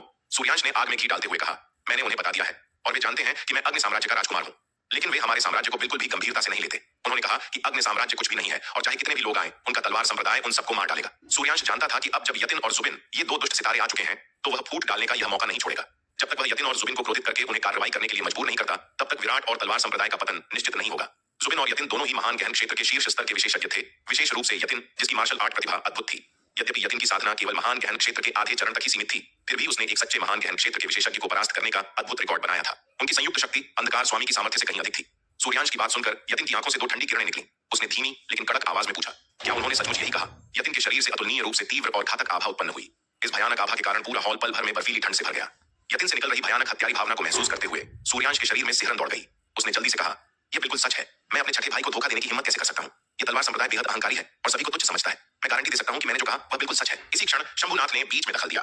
वह तलवार संप्रदाय को पीठ में छुरा घोंपने का कोई मौका नहीं छोड़ना चाहता था। शंभुनाथ ने आग में घी डालते हुए कहा, एक तुच्छ चींटी मेरे अग्नि साम्राज्य का इस तरह अपमान करने की हिम्मत करती है, यह तो हद हो गई। उनकी बातें सुनकर यतिन का चेहरा और भी सख्त हो गया, मानो बर्फ की तरह जम गया हो। उसने ठंडे स्वर में आदेश दिया, यतिन के रक्षक, तुम और सूर्यांश 3 दिनों के भीतर तलवार संप्रदाय जाओ और उनसे टेलीपोर्टेशन व्यूह और उनके संप्रदाय प्रमुख का सिर सौंपवा लो, अन्यथा तलवार संप्रदाय के अस्तित्व का कोई कारण नहीं रहेगा। जी महाराज। यतिन के पीछे खड़ा एक रक्षक तुरंत आगे बढ़ा और आदरपूर्वक बोला। उसका नाम चेतन था। इस बार यतिन अपने साथ 9 रक्षकों को पवनगढ़ राजवंश में लेकर आया था। ये 9 रक्षक अग्नि साम्राज्य द्वारा नियुक्त उसके निजी अंगरक्षक थे। उनमें सबसे निचले स्तर का रक्षक लघु गहन क्षेत्र के मध्य स्तर पर था। सबसे उच्च स्तर का रक्षक विभिन्न लघु गहन क्षेत्र का एक शिखर विशेषज्ञ था। चेतन मध्य स्तर के रक्षकों में से एक था। यतिन ने देखा कि सूर्यांश अभी भी हिल नहीं रहा है, तो उसने उसे ठंडी नजर से देखा और कहा, सूर्यांश, तुम अभी तक वहां क्यों खड़े हो? क्या तुमने मेरी बात नहीं सुनी? जल्दी करो और जाओ। सूर्यांश ने हिचकिचाते हुए कहा, छठे भाई, चेतन की शक्ति के सामने मुझे डर है कि वह तलवार संप्रदाय का मुकाबला नहीं कर सकता। चेतन केवल एक साधारण लघु गहन क्षेत्र का मध्य स्तर का योद्धा था। वह भयानक रूप से शक्तिशाली तलवार संप्रदाय को कैसे हरा सकता था? चेतन को अपने साथ दक्षिणी महाद्वीप भेजना उसे अकेले मौत के मुंह में भेजने के बराबर ही था। यतिन ने ठंडे स्वर में कहा, बेशर्मी, क्या तुम मेरे फैसले पर सवाल उठा रहे हो? सूर्यांश, क्या तुम्हें लगता है कि सिर्फ इसलिए कि तुमने लघु गहन क्षेत्र में प्रवेश कर लिया है तो मुझे चुनौती देने के लिए काफी शक्तिशाली हो गए हो? इतना कहते ही उससे एक अतुलनीय रूप से भयानक हत्यारा भाव निकला, जो सीधे सूर्यांश की ओर बढ़ा। एक जोरदार धमाके के साथ इस भयानक दबाव में सूर्यांश के पैर कांपने लगे और वह घुटनों के बल बैठ गया। वह डर से चिल्लाया, भाई कृपया शांत हो जाइए, मेरा मतलब वो नहीं था, मैं तुरंत आपके आदेशों का पालन करने जाता हूँ। यतिन ने ठंडे स्वर में कहा, हम तो जल्दी जाओ। सूर्यांश जल्दी से अपने पैरों पर खड़ा हुआ और हॉल से भाग गया। हॉल से बाहर निकलने के बाद उसने अपने माथे से ठंडा पसीना पोंछा। वह अभी भी सहमा हुआ था। अभी अभी यतिन का इरादा सचमुच उसे जान से मारने का था। चेतन मुख्य हॉल से बाहर निकला और सूर्यांश के पास आकर बेपरवाही से बोला, महामहिम सूर्यांश, चलिए। सूर्यांश ने जल्दी से जवाब दिया, ठीक है, मैं अभी चलता हूँ। इतना कहकर वह दक्षिणी महाद्वीप की ओर उड़ गया। चेतन उसके पीछे पीछे चल पड़ा। यह देखकर सूर्यांश को कड़वाहट का एहसास हुआ। चेतन उसका इतना करीब से पीछा कर रहा था कि उसे भागने का मौका ही नहीं मिला। उसे शुरू से ही यतिन के आदेशों का पालन करने का नाटक करना चाहिए था और फिर भाग जाना चाहिए था। सूर्यांश ने सोचा था कि उसकी बातें सुनकर यतिन खुद तलवार संप्रदाय को नष्ट करने जाएगा, लेकिन उसे उम्मीद नहीं थी कि यतिन उसे ही संदेश पहुंचाने भेजेगा, और उसके साथ भेजा भी किसे? चेतन को, जो केवल मध्य स्तर का योद्धा था। यदि चेतन अधिक शक्तिशाली होता तो शायद वे जीवित बच जाते। यदि वह कमजोर होता तो सूर्यांश भाग सकता था, लेकिन चेतन की शक्ति न तो बहुत अधिक थी और न ही बहुत कम। वह सूर्यांश से अधिक शक्तिशाली था, इसलिए सूर्यांश भाग नहीं सकता था। सूर्यांश अभी भी इस गतिरोध को तोड़ने का उपाय सोच रहा था, लेकिन बहुत सोचने के बाद भी जब वह दक्षिणी महाद्वीप की उत्तरी सीमा पर पहुंचा और विशाल व्यूह संरचना की दीवार दिखाई देने लगी, तब भी उसे कोई हल नहीं सूझा। सूर्यांश ने दीवार पर तैनात तलवार संप्रदाय के सैनिकों की पंक्तियों पर एक नजर डाली। उसकी रीढ़ की हड्डी में सिहरन दौड़ गई। उसने चापलूसी भरी मुस्कान के साथ चेतन की ओर देखा। चेतन, तुम आदेश क्यों नहीं देते? ये सुनकर चेतन की आंखों में तिरस्कार झलक उठा। एक राजकुमार होकर इतना डरना? चेतन ने शांत भाव से कहा, ठीक है, तो मैं आदेश देता हूँ। इस समय सबसे महत्वपूर्ण बात छठे राजकुमार का कार्य पूरा करना था। यद्यपि वह सूर्यांश को पसंद नहीं करता था, फिर भी उसे कुछ सम्मान देना ही था। चेतन व्यूह की दीवार के पास पहुंचा और अपनी पूरी शक्ति से चिल्लाया, सुनो तलवार संप्रदाय के लोगों, मैं चेतन अग्नि साम्राज्य के छठे राजकुमार का अंगरक्षक हूँ। मैं यहाँ महाराज का आदेश देने आया हूँ। उसकी आवाज मीलों दूर तक गूंज उठी। महामहिम ने आदेश दिया है कि आप 3 दिनों के भीतर टेलीपोर्टेशन व्यू और तलवार संप्रदाय के प्रमुख को मेरे हवाले कर दें, अन्यथा मैं आपके संप्रदाय को पूरी तरह से नष्ट कर दूंगा और किसी को भी जीवित नहीं छोड़ूंगा। चेतन के शब्द घमंड और धमकी से भरे थे, लेकिन जैसे ही उसने बोलना समाप्त किया, दीवार के ऊपर से अचानक एक आकृति प्रकट हुई। उसके पीछे एक अतुलनीय रूप से तेज तलवार की रोशनी चेतन की ओर बढ़ती हुई दिखाई दी। तलवार की रोशनी में समाहित भयानक शक्ति को महसूस करते हुए चेतन तुरंत भयभीत हो गया। वह कांपते हुए चिल्लाया, तुम्हारी हिम्मत कैसे हुई? मैं छठे राजकुमार का रक्षक हूँ। विराट ने पहले से ही दानव द्वीप के पास अपना एक कठपुतली क्लोन तैनात करने की व्यवस्था की थी। हालांकि युद्ध के दौरान उसने उसे वापिस भयानक शक्ति को महसूस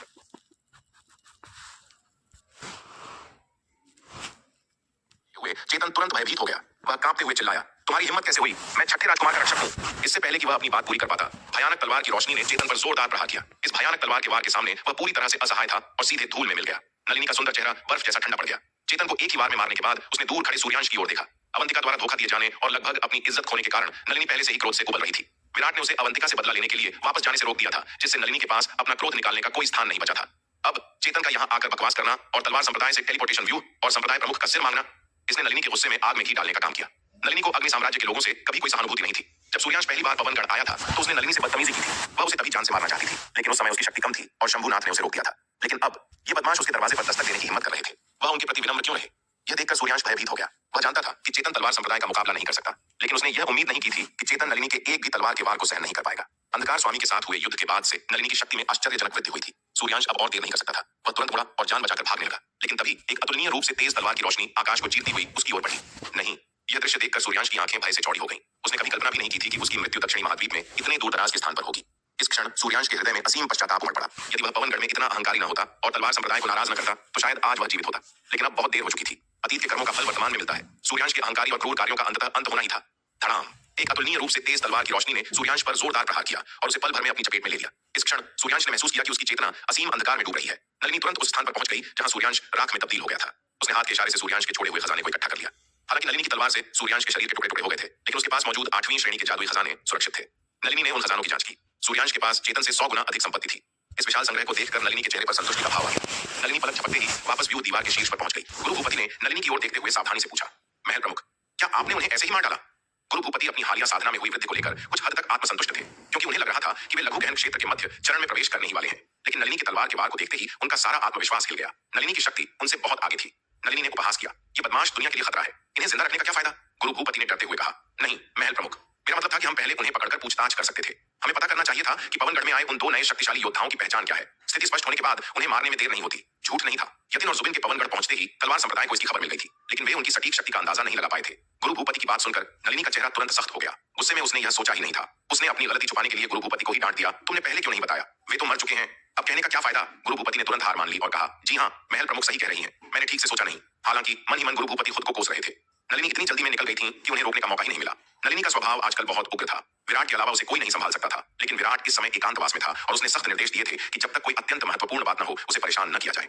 वर्तमान में संप्रदाय के मामलों का प्रबंधन गुरु भूपति, पवन फैजान, गुरु तेजराज, लिया, यामिनी, शालिनी और जनरल रिया मिलकर कर रहे थे। उन्होंने आपस में चर्चा की। हालांकि पवनगढ़ में 2 शक्तिशाली विशेषज्ञ प्रकट हुए थे, लेकिन उन्होंने अभी तक तलवार संप्रदाय पर खुद हमला नहीं किया था। इसलिए उन्होंने निर्णय लिया कि फिलहाल विराट को परेशान न करना ही बेहतर होगा, ताकि वह अपने एकांतवास पर ध्यान केंद्रित कर सके। स्वर्गीय फिनिक्स महल के युवा स्वामी विराट के लिए अपने शरीर और अपने निर्मल क्लोन के साथ एकांतवास में जाना एक दुर्लभ घटना थी। इसके अलावा उनका यह सख्त निर्देश देना कि जब तक अत्यंत आवश्यक न हो उन्हें परेशान न किया जाए, यह दर्शाता था कि यह एकांतवास उनके लिए कितना महत्वपूर्ण था। स्वाभाविक रूप से गुरु भूपति और तलवार संप्रदाय के अन्य उच्च पदस्थ सदस्य विराट के एकांतवास में आसानी से खलल नहीं डालना चाहते थे।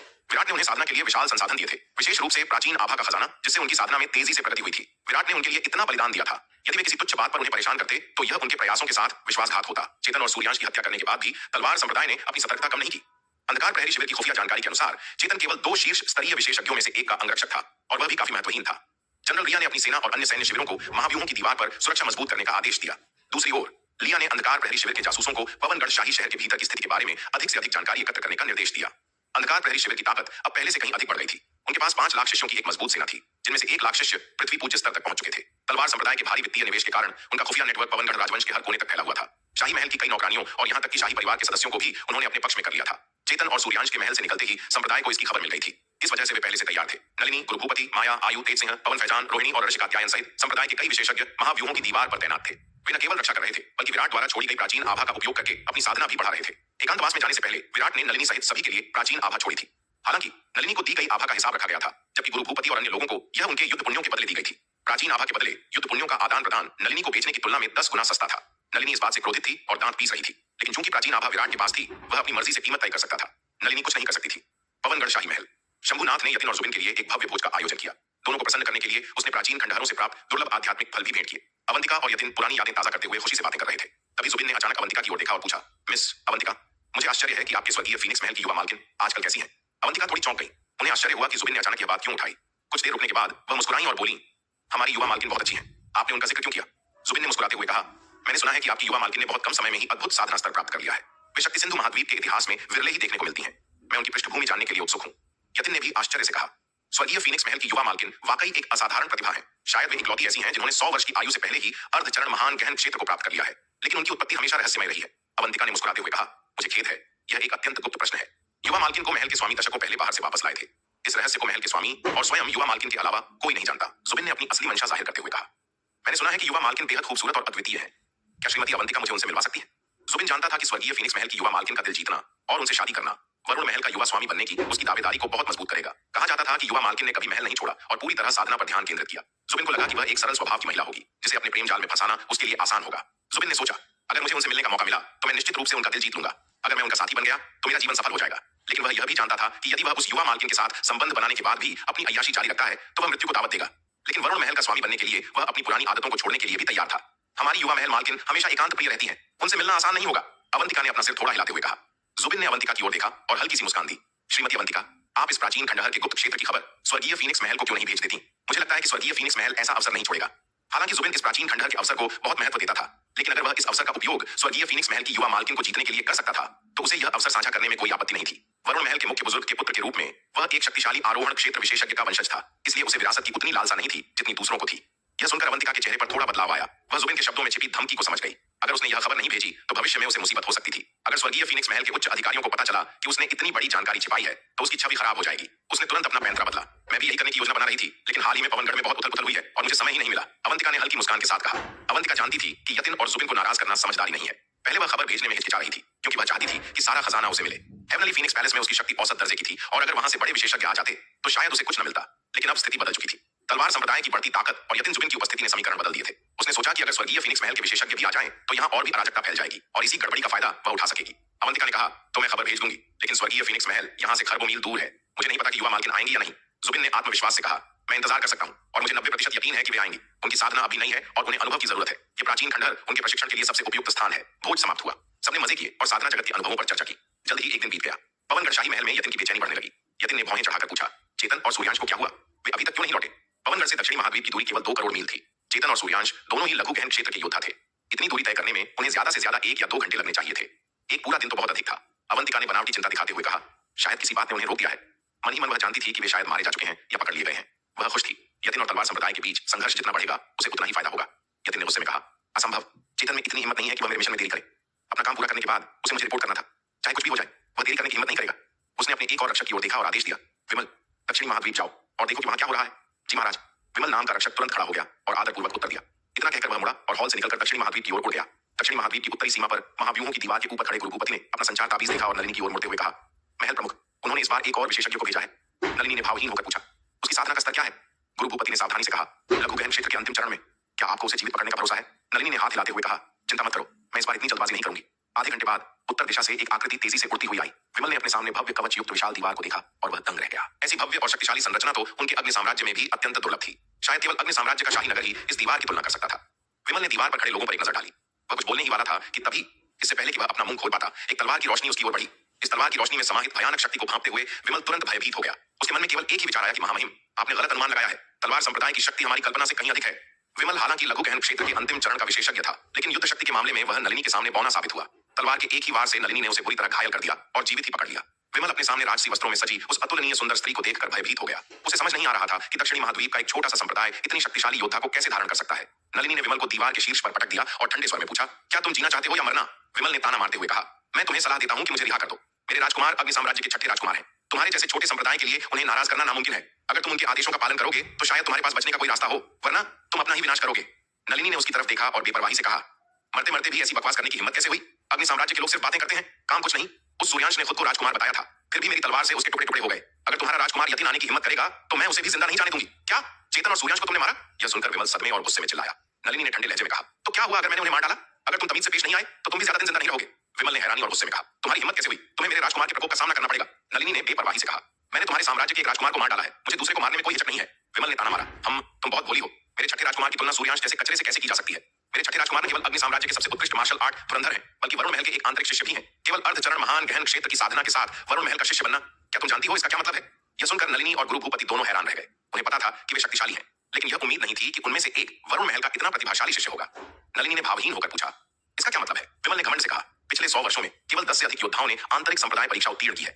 मेरे छठे राजकुमार सबसे असाधारण प्रतिभाओं में से एक है। उनकी शक्ति के आगे आपको नष्ट करना उनके लिए कोई बड़ी बात नहीं होगी, इसलिए समझदारी से काम लो और मुझे छोड़ दो। फिर जैसा कि महाराज ने कहा है, टेलीपोर्टेशन व्यू और अपने संप्रदाय प्रमुख का सिर उन्हें सौंप दो, शायद वे तुम्हारी जान बख्श दें। नलिनी ने पूछा, महाराज के अलावा दूसरा विशेषज्ञ कौन है? विमल ने कहा, वे हैं युवा स्वामी जुबिन। उनका खानदान हमारे महाराज से भी ऊंचा है। वे वरुण महल के ग्रैंड एल्डर के पुत्र हैं। यह टेलीपोर्टेशन व्यू उन्हें ही चाहिए था, इसलिए बेहतर होगा कि तुम समझदारी से काम लो। मुझे अभी छोड़ दो और मेरे साथ थोड़ा और खेलो। अगर तुम मुझे खुश कर दोगी तो मैं महाराज से तुम्हारे लिए सिफारिश करूंगा। बोलते ही उसकी निगाहें बेशर्मी से नलिनी पर पड़ी। उसकी कामुकता साफ झलक रही थी। वह चाहता था कि काश वह इस खूबसूरत हसीना के साथ रात बिता पाता। यह सुनकर और विमल की आंखों में छिपी कामुकता देखकर नलिनी समझ गई कि वह क्या सोच रहा है। उसकी आंखों में एक ठंडी चमक कौन थी। तलवार के एक झटके से उसने विमल का सिर धड़ से अलग कर दिया। कटी हुई गर्दन से खून तीरों की तरह बहने लगा। जब से अवंतिका ने उसे लगभग धोखा दिया था, नलिनी ऐसे नीच और निर्मम लंपटों से घृणा करती थी। विमल की इस धमकी और अश्लील प्रस्ताव ने उसके क्रोध को भड़का दिया था। विमल ने मरते समय सोचा भी नहीं था कि यतिन और जुबिन की पहचान बताने के बाद भी नलिनी उसे मारने की हिम्मत करेगी। उसकी फटी हुई आंखों में भय और अविश्वास साफ झलक रहा था। नलिनी की तलवार खून से सनी थी और उसका चेहरा भावहीन था। गुरु भूपति ने गंभीर भाव से कहा, लगता है यह मामला थोड़ा पेचीदा है। मुझे उम्मीद नहीं थी कि इसमें अग्नि साम्राज्य के असली विशेषज्ञ भी शामिल हो जाएंगे और यहाँ तक कि वरुण महल के लोग भी। क्या मुसीबत है? ये तो बस बल का बल से और पानी का पानी से मुकाबला करने की बात है। नलिनी ने भावहीन होकर कहा, सूर्यांश के पवनगढ़ में आते ही इस तरह की घटना होनी तय थी। ये तो बस होना ही था। अग्नि साम्राज्य के लोगों के व्यवहार को देखते हुए उनके और अग्नि साम्राज्य के बीच संघर्ष अपरिहार्य था, जब तक कि वे उनके सामने आत्मसमर्पण न कर दें। लेकिन अगर वे अग्नि साम्राज्य के सामने आत्मसमर्पण कर देते तो शाही परिवार की निर्दयता और क्रूरता को देखते हुए उनका भाग्य और भी दयनीय हो जाता। न तो विराट और न ही वह नलिनी अग्नि साम्राज्य के उन नीच और निर्लज्ज लोगों के सामने कभी झुकेंगी। भले ही वे अंततः जीत न सके, वे कम से कम मृत्यु तक लड़ सकती थीं, जो उनके सामने गिड़गिड़ाने और मुश्किल से जीवित रहने से बेहतर था। नलिनी की बातें सुनकर गुरु भूपति को राहत मिली और मुस्कुराते हुए बोले, महल प्रमुख की अंतर्दृष्टि सचमुच गहरी है। मैं ही ना समझ था। नलिनी सही थी, चिंता की कोई बात नहीं थी। दुश्मन चाहे जो भी हो, उनका मुकाबला बल से किया जा सकता था। पहले अंधकार दानव जेल के लाखों सैनिकों ने भारी बल के साथ हमला किया था और शुरू में कुछ ही लोगों को विश्वास था कि वे इतनी भयानक सेना का सामना कर पाएंगे। लेकिन अंत में अंधकार दानव जेल की विशाल सेना को सभी के संयुक्त प्रयासों से पूरी तरह नष्ट कर दिया गया। कभी अजय रहा अंधकार दानव जेल अब केवल कुछ लोगों तक सिमट गया है, जो अस्त व्यस्त होकर भाग रहे हैं और अब दानव द्वीप पर छिपे हुए हैं। जहां तक अग्नि साम्राज्य की बात है, अगर दोनों पक्षों के बीच सचमुच युद्ध हुआ तो परिणाम अनिश्चित होगा। पवनगढ़ शाही महल भव्य भोज समाप्त हो चुका था और शंभुनाथ की व्यक्तिगत व्यवस्था के तहत जुबिन, यतिन और अन्य लोगों को शाही महल के कुछ सबसे आलीशान महलों में ठहराया गया था। जुबिन को सुंदर महिलाओं के प्रति विशेष लगाव था, इसलिए शंभुनाथ ने विशेष रूप से सबसे सुंदर राजसी दासियों को जुबिन के पास भेजा और यहाँ तक कि शाही परिवार की कुछ राजकुमारियों का भी इस्तेमाल जुबिन को खुश करने के लिए किया। जुबिन स्वाभाविक रूप से शंभुनाथ की इस समझदारी भरी व्यवस्था से बहुत संतुष्ट थे। एल्डर शंभुनाथ, मुझे लगता है कि आपके परिवार के जूनियर भीष्म में काफी प्रतिभा है। अगर एल्डर शंभुनाथ को रुचि हो तो आप उन्हें मेरे अधीन सेवा करने के लिए रख सकते हैं। वरुण महल लौटने के बाद मैं उन्हें औपचारिक शिष्य का दर्जा दिलाने का कोई न कोई तरीका ढूंढ लूंगा। जुबिन ने मुस्कुराते हुए कहा। यह सुनकर शंभुनाथ अत्यंत प्रसन्न हुए और उन्होंने तुरंत उन्हें धन्यवाद दिया। आपकी दयालुता के लिए धन्यवाद युवा स्वामी जुबिन, मैं आपको पहले से ही धन्यवाद देता हूँ। बिल्कुल बिल्कुल, जब तक तुम मेरी पूरी निष्ठा से सेवा करोगे मैं तुम्हारे परिवार के साथ अन्याय नहीं करूंगा। जुबिन ने हल्की मुस्कान के साथ कहा। अगर वह पवनगढ़ शाही परिवार से सेवा चाहता था तो स्वाभाविक रूप से उसे बदले में कुछ देना ही था। अगर बात सिर्फ शंभुनाथ और भीष्म की होती तो वे उसके ध्यान देने लायक नहीं होते। लेकिन शाही परिवार में स्वर्गीय फीनिक्स महल की एक शिष्या भी थी, अवंतिका, जो उसकी सेवा के योग्य थी। आखिरकार उसका इरादा स्वर्गीय फीनिक्स महल की युवा मालकिन का पद हथियाने का था और अवंतिका की सहायता से उसे सफलता प्राप्त करना बहुत आसान हो जाता। उसके ये सारे काम काफी हद तक अवंतिका के हित में थे। उसने पहले ही सद्भावना दिखाने की पहल कर दी थी, इसलिए अवंतिका को समझदारी दिखानी चाहिए। भोज के बाद यतिन एक और दिन अपने निवास पर इंतजार करता रहा, लेकिन विमल और चेतन अभी तक नहीं लौटे थे। यतिन की भौहें और भी गहरी सिकुड़ गईं। उनके मन में एक अनहोनी का डर बैठ गया। क्या चेतन और विमल सचमुच दक्षिणी महाद्वीप में मारे गए थे? लेकिन क्या दक्षिणी महाद्वीप का एक छोटा सा संप्रदाय वास्तव में चेतन और विमल का सामना करने के लिए इतनी ताकतवर हो सकता है? वे दोनों ही लघु गहन क्षेत्र के विशेषज्ञ थे, विशेष रूप से विमल, जो लघु गहन क्षेत्र के अंतिम चरण के विशेषज्ञ थे। विमल की शक्ति को अग्नि साम्राज्य में भी शीर्ष स्तर का माना जाता था, लेकिन अगर उनके साथ दुर्भाग्य न हुआ होता तो वे बहुत पहले ही उनके पास लौट आए होते। यतिन की बेचैनी बढ़ती जा रही थी। विपिन, यतिन ने हॉल के बाहर की ओर पुकारा। महामहिम, यतिन के बोलते ही एक रक्षक हॉल में दाखिल हुआ और सम्मानपूर्वक उन्हें प्रणाम किया। इस रक्षक के पास एक अत्यंत शक्तिशाली आभा थी। उसकी साधना लघु गहन क्षेत्र के शिखर पर थी, जो उसे यतिन का सबसे शक्तिशाली रक्षक बनाती थी। दक्षिण महाद्वीप जाओ और देखो क्या हो रहा है, यतिन ने ठंडे स्वर में कहा। अगर चेतन और विमल सचमुच दक्षिण महाद्वीप में मारे गए हैं तो तलवार संप्रदाय को नष्ट करो और टेलीपोर्टेशन व्यू स्थापित करने की विधि वापस लाओ। जी महाराज। विपिन सहमत हुआ, हॉल से निकला और दक्षिण महाद्वीप की ओर चल पड़ा। नलिनी महाव्यूहों की विशाल दीवार पर पालथी मारकर बैठी थी और लगातार प्राचीन आभा का अभ्यास कर रही थी। जैसे जैसे वह अधिक से अधिक प्राचीन आभा का अभ्यास करती गई, वह मध्य चरण के लघु गहन क्षेत्र की सीमा के करीब पहुंचती गई। इस गति से वह केवल 1 या 2 महीनों में लघु गहन क्षेत्र के अंतिम चरण में प्रवेश कर जाएगी। प्राचीन आभा का अभ्यास करते हुए उसने अचानक अपनी आंखें खोली और उत्तरी आकाश से उड़ते हुए एक आकृति को देखा। वह आकृति अत्यंत तीव्र गति से आ रही थी और उससे निकलने वाली आभा से अनुमान लगाया जा सकता था कि वह उस लघु गहन क्षेत्र के अंतिम चरण के योद्धा से कहीं अधिक शक्तिशाली था जिसे उसने कल मारा था। एक और मरने आ रहा है। नलिनी जमीन से उठ खड़ी हुई और तेजी से पास आती हुई आकृति को देखते हुए उसकी आंखों में एक ठंडी चमक थी। वह अग्नि साम्राज्य के इन सदस्यों के प्रति नरमी नहीं बरतेगी, वह उन्हें एक एक करके मार डालेगी। विपिन के दीवार तक पहुंचने से पहले ही नलिनी उससे मिलने के लिए आगे बढ़ी। अगले ही पल एक जबरदस्त युद्ध छिड़ गया। चेतन और विमल, क्या तुमने उन्हें मार डाला? नलिनी की भयानक युद्ध शक्ति देखकर विपिन पूरी तरह से स्तब्ध रह गया। अब उसे यकीन हो गया था कि चेतन और विमल इतने लंबे समय तक रिपोर्ट करने के लिए वापस नहीं लौटे थे, क्योंकि उन्हें इस भयानक महिला ने मार डाला था। बिल्कुल सही, तुम अग्नि साम्राज्य के शाही परिवार के चाटुकार, तुम सब मरने के लायक हो, नलिनी ने ठंडे स्वर में कहा। चेतन और विमल द्वारा उनके पूरे परिवार को खत्म करने की लगातार धमकियों से यह स्पष्ट था कि उन्होंने पहले भी कई बार ऐसे ही कृत्य किए थे। नलिनी इन जघन्य अपराधियों पर जरा भी दया नहीं दिखाएगी, विपिन ने ठंडे स्वर में कहा। इन्हें मारना दुनिया से एक अभिशाप को मिटाने जैसा है। उसका चेहरा गंभीर था। तुमने शाही परिवार के सदस्यों को मारने की हिम्मत की, तुम मरने के लायक हो, नलिनी ने जवाब दिया। तुम नीच, 100 बार भी मारे जाने पर भी तुम मरने के लायक नहीं होगे, असली मौत के लायक तो तुम हो, विपिन ने व्यंग्य करते हुए कहा। एक मामूली मध्य स्तरीय योद्धा मेरे सामने बकवास करने की हिम्मत करती है। तुम्हें लगता है कि चेतन और विमल को मारने से तुम्हें मेरे सामने घमंड करने का अधिकार मिल जाता है? तुम बहुत भोली हो। अब मैं तुम्हें अपनी असली ताकत दिखाऊंगा। कुछ ही क्षणों में विपिन ने अपनी गुप्त तकनीक का प्रयोग करते हुए पूरी शक्ति से प्रहार किया, जिससे नलिनी को पीछे हटना पड़ा। मौका पाकर वह घबराकर उत्तर की ओर भाग निकला। इस स्त्री की शक्ति भयावह थी। केवल मध्य स्तर की लघु गहन साधना होने के बावजूद उसकी वास्तविक युद्ध शक्ति एक साधारण उच्च गहन साधना स्तर के विशेषज्ञ के बराबर थी।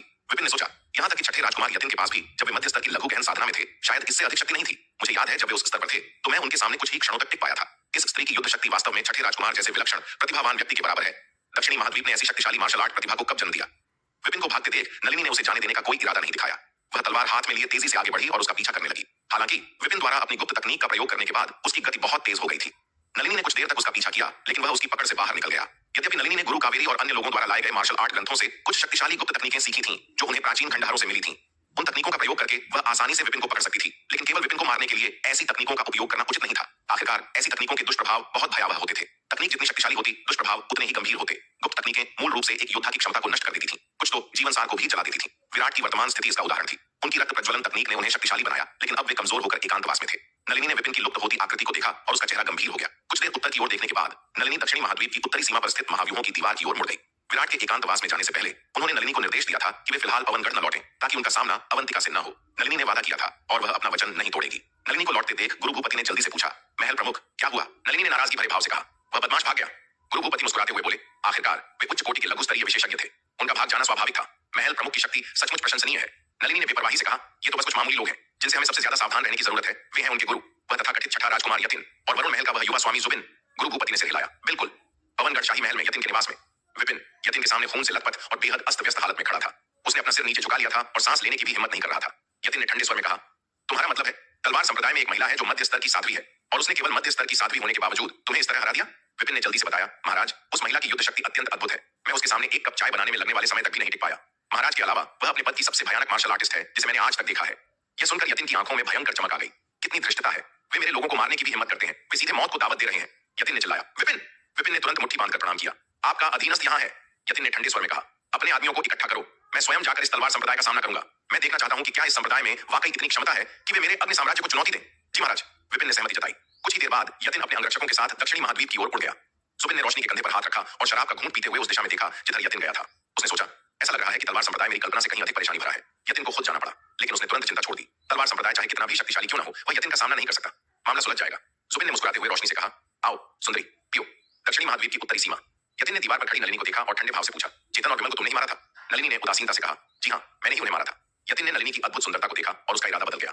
उसने शांत भाव से कहा, घुटने टेक कर दया की भीख मांगो, आज से मेरी दासी बन जाओ, तब शायद मैं तुम्हारी जान बख्श दूं। यतिन की योजना नलिनी को मारने की थी, लेकिन ऐसी सुंदरता को मारना उसे व्यर्थ लगा। यतिन के अपमानजनक शब्दों ने नलिनी को घुटने टेकने पर मजबूर नहीं किया, बल्कि उसके भीतर प्रतिशोध की ज्वाला भड़का दी। उसने एक भी शब्द बर्बाद किए बिना अपनी तलवार से एक अतुलनीय और तीव्र प्रहार किया, जो सीधे यतिन की ओर बढ़ा। उसी क्षण जनरल रिया ने दिव्य बाण सेना को आदेश दिया कि वे यतिन पर अपना सबसे विनाशकारी हमला करें। रक्तनेत्र राक्षस और अंधकार दानव जेल के खिलाफ हुए 2 महायुद्धों में तलवार संप्रदाय की सभी सैन्य टुकड़ियों में से केवल दिव्य बाण सेना ही थी जो पूरी तरह सुरक्षित रही थी। चूंकि यह सेना संप्रदाय की रीढ़ थी, इसलिए अन्य बटालियनों ने जान की बाजी लगाकर इसकी रक्षा की थी। इसके अलावा उनकी युद्ध शैली आमने सामने की लड़ाई की नहीं थी, जिससे उन्हें अपनी शक्ति को संरक्षित रखने और बढ़ाने का मौका मिला था। इन दो भयानक युद्धों के अनुभव से तब कर दिव्य बाण सेना अब और भी अधिक घातक हो चुकी थी। विराट और तलवार संप्रदाय द्वारा पानी की तरह बहाए गए संसाधनों ने उनकी तरक्की की रफ्तार को और बढ़ा दिया था। लगभग हर दिन कई सैनिक नए स्तरों को पार कर रहे थे। अब तक पृथ्वी पूज्य स्तर को पार कर चुके सैनिकों की संख्या 1 लाख से बढ़कर 1,20,000 हो चुकी थी और जो सैनिक मानव पूज्य स्तर पर थे वे भी अब अपने अंतिम चरण में पहुंच चुके थे। आकाश में अपनी ओर आते 50 विशालकाय ऊर्जा बाणों को देखकर यतिन का चेहरा पीला पट्टी डीएच गया। उन 50 बाणों के घेरे में उसे साक्षात मृत्यु का एहसास हुआ। जब यतिन ने चकमा देने की कोशिश की तो उसे महसूस हुआ कि उस भयानक बाण समूह की शक्ति ने 10 लाख मील के दायरे को चकमा लिया है। उसकी गति इतनी धीमी हो गई मानो वह दलदल में फंस गया हो। अपनी वर्तमान रफ्तार से उन बाणों से बचना असंभव था। मृत्यु को सामने देख यतिन ने दांत भींचे और अपनी लंबी तलवार घुमाते हुए बाणों की बौछार पर प्रहार किया। धड़ाम! अतुलनीय तलवार की रोशनी उन भयानक बाणों से टकराई जिससे एक विनाशकारी ऊर्जा का विस्फोट हुआ। इस टक्कर ने यतिन को हवा में ही हजारों मील दूर फेंक दिया, लेकिन इससे पहले कि वह संभल पाता बाणों की दूसरी बौछार उसकी ओर बिजली की गति से बढ़ी। यह देखकर यतिन के पास सीधे मुकाबला करने के अलावा कोई विकल्प नहीं बचा। एक और कान फोड़ देने वाला धमाका हुआ और यतिन एक बार फिर हजारों मील पीछे जा गिरा। लगातार 2 हमलों की बमबारी से यतिन के शरीर में रक्त का प्रवाह अनियंत्रित हो गया और उसके मुंह से खून की एक धार बह निकली। इस क्षण यतिन पूरी तरह सन्न रह गया। उसने सपने में भी नहीं सोचा था कि दक्षिणी महाद्वीप का एक छोटा सा संप्रदाय उसे घायल करने की क्षमता रखता है। बाणों की उस भयानक शक्ति ने यतिन को महाव्यूहों की दीवार पर खड़े दीधे उन विशाल सुनहरे कवच वाले सैनिकों को फिर से गौर से देखने पर मजबूर कर दिया। उन अभेद्य सैनिकों को देखकर यतिन के दिमाग में बिजली की तरह एक विचार कौंधा। क्या ये पौराणिक युद्ध संरचना वाले कवचधारी सैनिक हैं? निश्चित रूप से यदि वे युद्ध संरचना वाले सैनिक नहीं होते तो इतनी भयानक शक्ति का प्रदर्शन कभी नहीं कर सकते थे। लेकिन दक्षिणी महाद्वीप के एक छोटे से संप्रदाय के पास ये दुर्लभ कवच कहां से आए? यहाँ तक कि अग्नि साम्राज्य के पास भी ऐसे सैनिक नहीं थे। मध्य महाद्वीप के 7 महान राजवंशों में से केवल सर्वोच्च स्थान पर बैठे युमेश राजवंश के पास ही ऐसी सामग्रियां थीं। अपने युद्ध संरचना वाले सैनिकों के साथ युमेश राजवंश की सेना लगभग अजय थी। अन्य 6 राजवंश उनकी सेनाओं के सामने टिकने का साहस नहीं कर सकते थे। युमेश राजवंश एकमात्र ऐसा साम्राज्य था जो 5 महान संप्रदायों की मनमानी की परवाह नहीं करता था। दक्षिणी महाद्वीप का यह छोटा संप्रदाय वास्तव में एक गहरी नींव रखता है। इनके पास न केवल टेलीपोर्टेशन व्यू है बल्कि युद्ध संरचना और कवच जैसी युद्ध मशीनें भी हैं। ऐसा लगता है कि इस संप्रदाय को कोई असाधारण प्राचीन विरासत मिली है। ये विचार यतिन के मन में चल ही रहे थे कि उसे संभलने का मौका दिए बिना बाणों का तीसरा हमला शुरू हो गया। इस बार यतिन तीसरे हमले से सीधे दूर जा गिरा और उसके मुंह से खून का फव्वारा फूट पड़ा। जैसे ही उसने तीसरे हमले को रोका चौथा हमला उस पर टूट पड़ा। यह देखकर यतिन का चेहरा भय से विकृत हो गया। अगर ये हमले इसी तरह जारी रहे तो वह यहीं मारा जाएगा। चौथे हमले को रोकते रोकते यतिन पूरी तरह घायल हो चुका था। बिना एक पल गंवाए उसने प्रहार से पीछे फेंके जाने की गति का फायदा उठाया और पलक झपकते ही वहां से भाग खड़ा हुआ। उसने अपने रक्षकों की भी परवाह नहीं की। जब दिव्य बाण सेना यतिन पर हमला कर रही थी उसी समय नलिनी, गुरु भूपति, माया, आयु, तेज सिंह और अन्य योद्धाओं ने यतिन के रक्षकों पर जोरदार हमला बोल दिया। अंततः नलिनी ने उन रक्षकों में से 3-4 को मौत के घाट उतार दिया और बाकी रक्षक अपनी जान बचाकर यतिन के पीछे भाग निकले। यतिन और उसके रक्षक बड़े धूमधाम और घमंड के साथ आए थे, लेकिन अंततः उन्हें मुंह की खानी पड़ी और अपमानित होकर भागना पड़ा। यह परिणाम न केवल यतिन के लिए बल्कि नलिनी और गुरु भूपति के लिए भी आश्चर्यजनक था। अग्नि साम्राज्य का यह तथाकथित सबसे प्रतिभाशाली छठा राजकुमार कोई विशेष नहीं था। शक्ति के मामले में वह उस रक्तनेत्र राक्षस से कहीं कमतर था। आमने सामने की लड़ाई में नलिनी सहित तलवार संप्रदाय का कोई भी योद्धा उसका मुकाबला नहीं कर सकता था, लेकिन दिव्य बाण सेना के सामने वह केवल भाग ही सकता था। नलिनी और गुरु भूपति इस बात से अनजान थे कि रक्तनेत्र राक्षस भले ही लघु गहन क्षेत्र के अंतिम चरण तक ही पहुंचा हो, लेकिन एक समय वह आरोहण क्षेत्र से भी ऊपर का एक भयानक प्राणी था। महान सत्य के बारे में उसकी समझ गहन क्षेत्र के योद्धाओं से कहीं अधिक श्रेष्ठ थी। उस समय विराट के पास वह विशाल युद्धपोत, शक्तिशाली तलवार ताबीज और उसके अवतारों द्वारा भारी जोखिम उठाकर दागा गया वह भयानक बाण न होता तो वे उस युद्ध को कभी नहीं जीत पाते। यतिन की शक्ति काफी थी, फिर भी वह उस रक्तनेत्र राक्षस के सामने बहुत कम थी। इसके अलावा उस युद्ध के बाद से दिव्य बाण सेना की शक्ति कई गुना पार रह चुकी थी। भला यतिन 5 लाख कुलीन सैनिकों का मुकाबला कैसे कर सकता था? यतिन को हराने के बाद सभी ने राहत की सांस ली। दक्षिणी महाद्वीप से भागने के बाद यतिन ने अपने पीछे आ रहे बचे कुछ रक्षकों पर एक नजर डाली और उसका चेहरा गंभीर हो गया। दक्षिणी महाद्वीप की उसकी यात्रा का परिणाम उसकी उम्मीदों से बिल्कुल विपरीत था। उसने यह अनुमान नहीं लगाया था कि तलवार संप्रदाय के पास इतनी शक्तिशाली सेना और युद्ध संरचना कवच जैसे हथियार होंगे। इन गलतियों के कारण उसे भारी नुकसान उठाना पड़ता था। सच तो यह था कि उसके पास उस सेना से निपटने के साधन थे, लेकिन उसकी कीमत बहुत अधिक होती। टेलीपोर्टेशन व्यूह की जरूरत जुबिन को थी, उसे नहीं। हालांकि वह जुबिन के साथ अच्छे संबंध बनाना चाहता था ताकि उसे अधिक संसाधन और वरुण महल में उच्च पद मिल सके, लेकिन यह सब कीमत पर निर्भर था। पवनगढ़ शाही शहर लौटते ही जुबिन तुरंत उसका स्वागत करने आया। जुबिन मूल रूप से यतिन की जीत का जश्न मनाने आया था, लेकिन यतिन की अस्त व्यस्त हालत और खून से सने कपड़े देखकर वह चौंक गया। जुबिन ने हैरानी से पूछा, यतिन तुम्हें क्या हुआ? क्या तुम्हें टेलीपोर्टेशन व्यू मिल गया? यतिन ने हाथ हिलाते हुए कहा, व्यू की बात ही मत करो। मैं दक्षिणी महाद्वीप में लगभग अपनी जान गंवा बैठा था। तलवार संप्रदाय की शक्ति हमारी कल्पना से कहीं अधिक है। उनसे वह व्यू प्राप्त करना आसान नहीं होगा। यतिन के शब्द काफी बढ़ा चढ़ाकर कहे गए थे। हालांकि वह घायल था, फिर भी उसकी जान को खतरा नहीं था। उसने यह बात केवल जुबिन को समझाने के लिए कही ताकि जुबिन उसके खिलाफ कुछ न कह सके। जुबिन ने अविश्वास से पूछा, क्या तलवार संप्रदाय में सचमुच इतना शक्तिशाली विशेषज्ञ है कि तुम भी उसका मुकाबला नहीं कर सके? यतिन ने कहा, बात यह नहीं है। उनकी सबसे शक्तिशाली योद्धा तो केवल एक महिला है जो मेरे सामने कुछ भी नहीं। मुझे गंभीर रूप से घायल करने वाला कोई एक व्यक्ति नहीं, बल्कि युद्ध संरचनाओं और कवच से सुसज्जित एक विशिष्ट सेना थी। जुबिन की आंखें फैल गईं। युद्ध संरचना वाले कवचधारी सैनिक? आपका मतलब है इस संप्रदाय के पास सचमुच ऐसे सैनिक हैं? यतिन ने गंभीरता से कहा, जी हाँ। तलवार संप्रदाय की नींव हमारी सोच से कहीं अधिक गहरी है। मेरा अनुमान है कि उन्हें कोई अविश्वसनीय प्राचीन अवसर मिला है। यह सुनकर जुबिन की आंखों में लालच चमक उठा। तलवार संप्रदाय की सेना यतिन को घायल कर सकती थी तो उसे भी खतरा था। अब दक्षिणी महाद्वीप भागने का कोई फायदा नहीं था। ऐसा लग रहा था कि उसे टेलीपोर्टेशन व्यूह प्राप्त करने के लिए और अधिक प्रयास करने होंगे। यतिन ने पूछा, भाई जुबिन, आपकी आगे की क्या योजना है? जुबिन ने कुछ देर सोचा और पूछा, यतिन, क्या आप अपने अग्नि साम्राज्य से एक बड़ी सेना भेजकर तलवार संप्रदाय को नष्ट नहीं कर सकते? यतिन ने सिर हिलाया और कहा, मुझे डर है कि यह संभव नहीं होगा। भाई जुबिन, आप जानते हैं कि हमारी जैसी सेनाओं की तैनाती पर दांव संघ कभी नजर रखता है। किसी दुश्मन से लड़ने के लिए सेना जुटाना अलग बात है, लेकिन अगर हम बिना ठोस कारण के ऐसा करते हैं तो दांव संघ हस्तक्षेप कर सकता है। जुबिन ने तर्क दिया, लेकिन तलवार संप्रदाय दांव संघ का सदस्य नहीं है। अगर आप उस पर हमला करते हैं तो दांव संघ उसे नियंत्रित नहीं कर सकता, है ना? यतिन ने समझाया, लेकिन अगर हम अपनी सेना यहां लाना चाहते हैं तो हमें जशपुर राजवंश से होकर गुजरना होगा। जशपुर राजवंश शायद हमारी सेना को वहां से गुजरने की अनुमति न दे। अगर मामला बयारच गया तो प्राचीन खंडहरों और गुप्त क्षेत्र की खबर फैल जाएगी और अधिक शक्तिशाली लोग पवनगढ़ की ओर आकर्षित होंगे। उस समय हम स्थिति को संभाल नहीं पाएंगे। जुबिन ने कुछ देर विचार किया। यतिन की बात तर्कसंगत थी। अग्नि साम्राज्य एक बद्धा राजवंश था। उनकी सेना का जुटना सबका ध्यान खींचेगा। अगर जशपुर राजवंश के साथ संघर्ष छिड़ गया तो बात दूर तक जाएगी। प्राचीन खंडहरों और टेलीपोर्टेशन व्यू का राज खुल जाएगा। ऐसा लगता था कि उसे अपने पिता से मदद मांगनी होगी और उनसे वास्तव में शक्तिशाली विशेषज्ञों को भेजने के लिए कहना होगा। जुबिन ने यतिन के कंधे पर हाथ रखा और मुस्कुराते हुए कहा, ठीक है, चलो इस मामले को अभी छोड़ देते हैं। भाई यतिन, तुमने बहुत मेहनत की है। आज मेरी बारी है। चलो मदिरा अमर मंडप चलते हैं और खूब मस्ती करते हैं। जब तक हम नशे में चूर नहीं हो जाते तब तक नहीं लौटेंगे। यतिन ने कुछ देर सोचने के बाद कहा, इस बारे में कल बात करेंगे। इस बार मुझे काफी चोट लगी है। मैं पहले अपनी चोटों से उबरना चाहता हूँ। अनंत परम मीनार, दूसरा तल। विराट ने अपने शरीर में हजारों प्राचीन आभाओं को परिष्कृत करने के बाद धीरे धीरे अपनी आंखें खोली। अपनी आंतरिक स्थिति का आकलन करने के बाद उसके चेहरे पर एक कड्डी टीवी मुस्कान आ गई। प्राचीन महाद्वीप से अवशोषित प्राचीन आभा परिष्करण के बाद लगभग पूरी तरह से उसकी अनंत अराजकता रक्त रेखा द्वारा सोख ली गई थी। उसके शरीर और आत्मा के लिए कुछ भी नहीं बचा था। साधना में परिवर्तित होने की तो बात ही दूर थी। पहले उसकी रक्त रेखा केवल आधी आभा सोखती थी, लेकिन रक्त प्रज्वलन गुप्त विद्या का उपयोग करने के बाद जिससे उसकी रक्त शक्ति लगभग जल गई थी, अब उसकी रक्त रेखा भूखी हो गई थी।